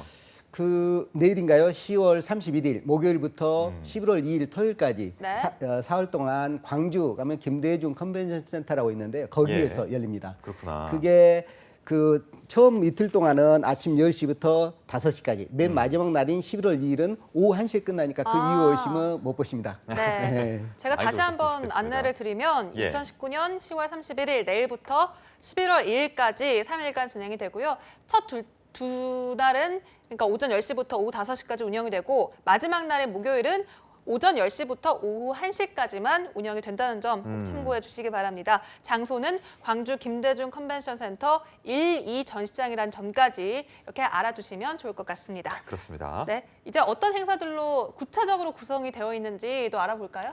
행사는 이제 크게 봐서 세 가지로 나누면 돼요. 그러니까 전시하는 거, 그다음에 직접 체험해보게 하는 거, 그리고 부대 행사 이 세 가지가 있는데 우선 그러면 전시 쪽을 말씀을 드리자면은 비즈쿨 주제관이라는 것이 있어요. 그러니까 비즈쿨들이 자기네들 프로그램 소개하고 성과도 공유하고 창업 동아리 학생들이 만드는 시제품을 내놓기도 하고 또 학교관이라는 것이 있는데 130개 학교가 이제 부스를 차렸어요. 그래서 부스를 차려놓고 자기네 프로그램도 소개하고 거기서 이제 체험 행사도 진행을 하고 그리고 이제 조그맣게 이제 글로벌관이 있는데 거기는 해외 기업가 정신 프로그램 소개도 하고 외국 학생들이 만들어놓은 그런 콘텐츠 이것도 전시를 하고 그렇게 합니다. 체험관에서는 어떤 행사들이 있나요?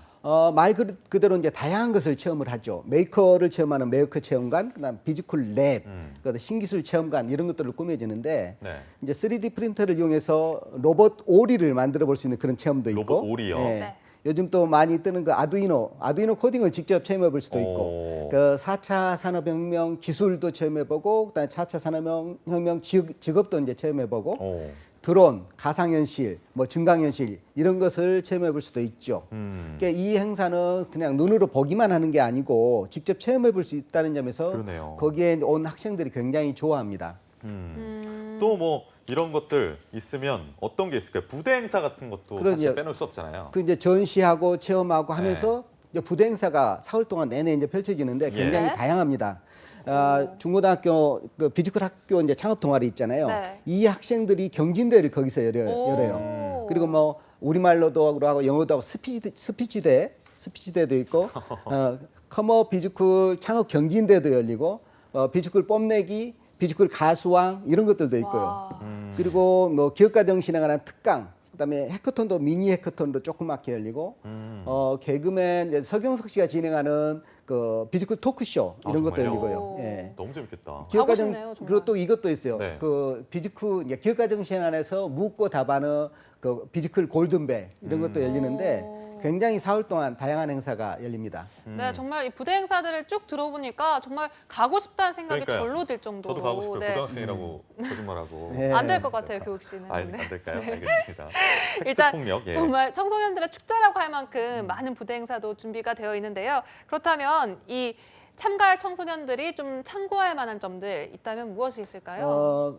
그게 미리 사전에 다 뭐 접수하고 이렇게 되는 게 아니고 현장 가서 바로 거기서 접수하고 바로 체험할 수 있고 이런 것들이 많이 있거든요. 예를 현장 들자면 접수. 골드문 퀴즈쇼 같은 것도 이제 네. 31일 날 오후 1시부터 2시까지 열리는데 그때 마침 자기가 관람하러 갔다. 그러면 거기서 접수하고 자기도 본인도 참여할 수가 있는 거죠. 그러니까 예매를 하는 게 아니라 그렇죠, 현장 그렇죠. 접수인 거죠. 그다음에 뭐 가수왕 선발하는 거, 그다음에 골든벨, 이제 뮤지컬 랩, 메이크 체험하는 거 이런 것들도 전부 현장에서 등록하고 바로 체험해 볼 수가 있게끔 돼 있습니다. 네. 그러면 여기 뭐 관심 가지고 계신 시청자분들이 미리 뭐 준비할 뭐 입장료라든가 이런 건 없는 건가요? 입장료 없어요. 공짜예요. 진짜요? 예, 공짜고 예. 사전 신청 안 하셔도 됩니다. 그리고 꼭 뮤지컬 학생이어만 되는 거 아니고요. 학생이면 누구나 되고 학생 아니어도 됩니다. 그래요? 아니어도 된다네요. 학부모도 저도 되고 가능한가요? 교사도 일반인 되고 그럴까요? 누구든지 가서 알겠습니다. 이제 즐기면 됩니다. 네. 보고 즐기면 됩니다. 보고 네. 듣고 예. 듣고 듣고 맛보고 즐기면 되겠네요. 네, 저도 가도 하나하나. 될까요, 교육 씨? 아 그럼요. 가치는 뭐 잘 생각해 볼게요. 예, 가치의 말씀하셔가지고. 가치잖아요. 예. 가치의 맞습니다. 가치. 가치의 네. 가치. 죄송합니다. 제가 그 가치를 잊어버렸었네요. 네, 계속 진행해 주시죠. 네. 일단 이제 마지막으로 원장님께서 오늘 귀한 걸음을 우리 프로그램에 해주셨는데 시청자 여러분들께 좀 해주실 말씀이 있다면 어떤 것이 있을까요? 뮤지컬 페스티벌은 사실 이거는 학생들한테 너희들 커서 나중에 창업해서 기업인이 되라 이렇게 막 하는 그런 프로그램이라기보다는 네. 세상을 도전적으로 살아라 이것을 하는 프로그램이거든요. 네. 이 친구들이 나중에 커서 공무원이 될 수도 있고 대기업에 취업할 수도 있는데 대통령이 될 수도 있죠. 그렇죠. 예. 시키는 일만 그렇게 수동적으로 하는 사람이 아니라 자기가 주어진 일을 훨씬 더 적극적으로 해서 혁신하는 그런 사람이 되라. 네, 그거를 능동적으로. 초중고등학교 다니는 기간 동안에 한번 체험해보게 하는 게 청소년 뮤지컬이라고 보시면 됩니다. 그것을 모아서 한꺼번에 보여주는 게 뮤지컬 페스티벌이고요. 예. 아 원장님 좀 빨리 저 학교 다닐 때도 좀 해주시지. 훌륭한 사람 됐을 수도 있을 텐데. 예, 내년에도 열심히 하겠습니다. 알겠습니다. 네, 이렇게 오늘 청소년들을 위해서 직접 나와주셨습니다. 창업진흥원 김광현 원장님께 마지막 인사드리면서 오늘 이 순서 마무리하도록 하겠습니다. 고맙습니다. 감사합니다. 네, 감사합니다. 네, 오늘 투데이 잡스 준비한 내용 여기까지고요. 저희는 내일 오전 10시에 활기찬 모습으로 찾아뵙겠습니다. 오늘도 내일도 성공 취업은 투데이 잡스!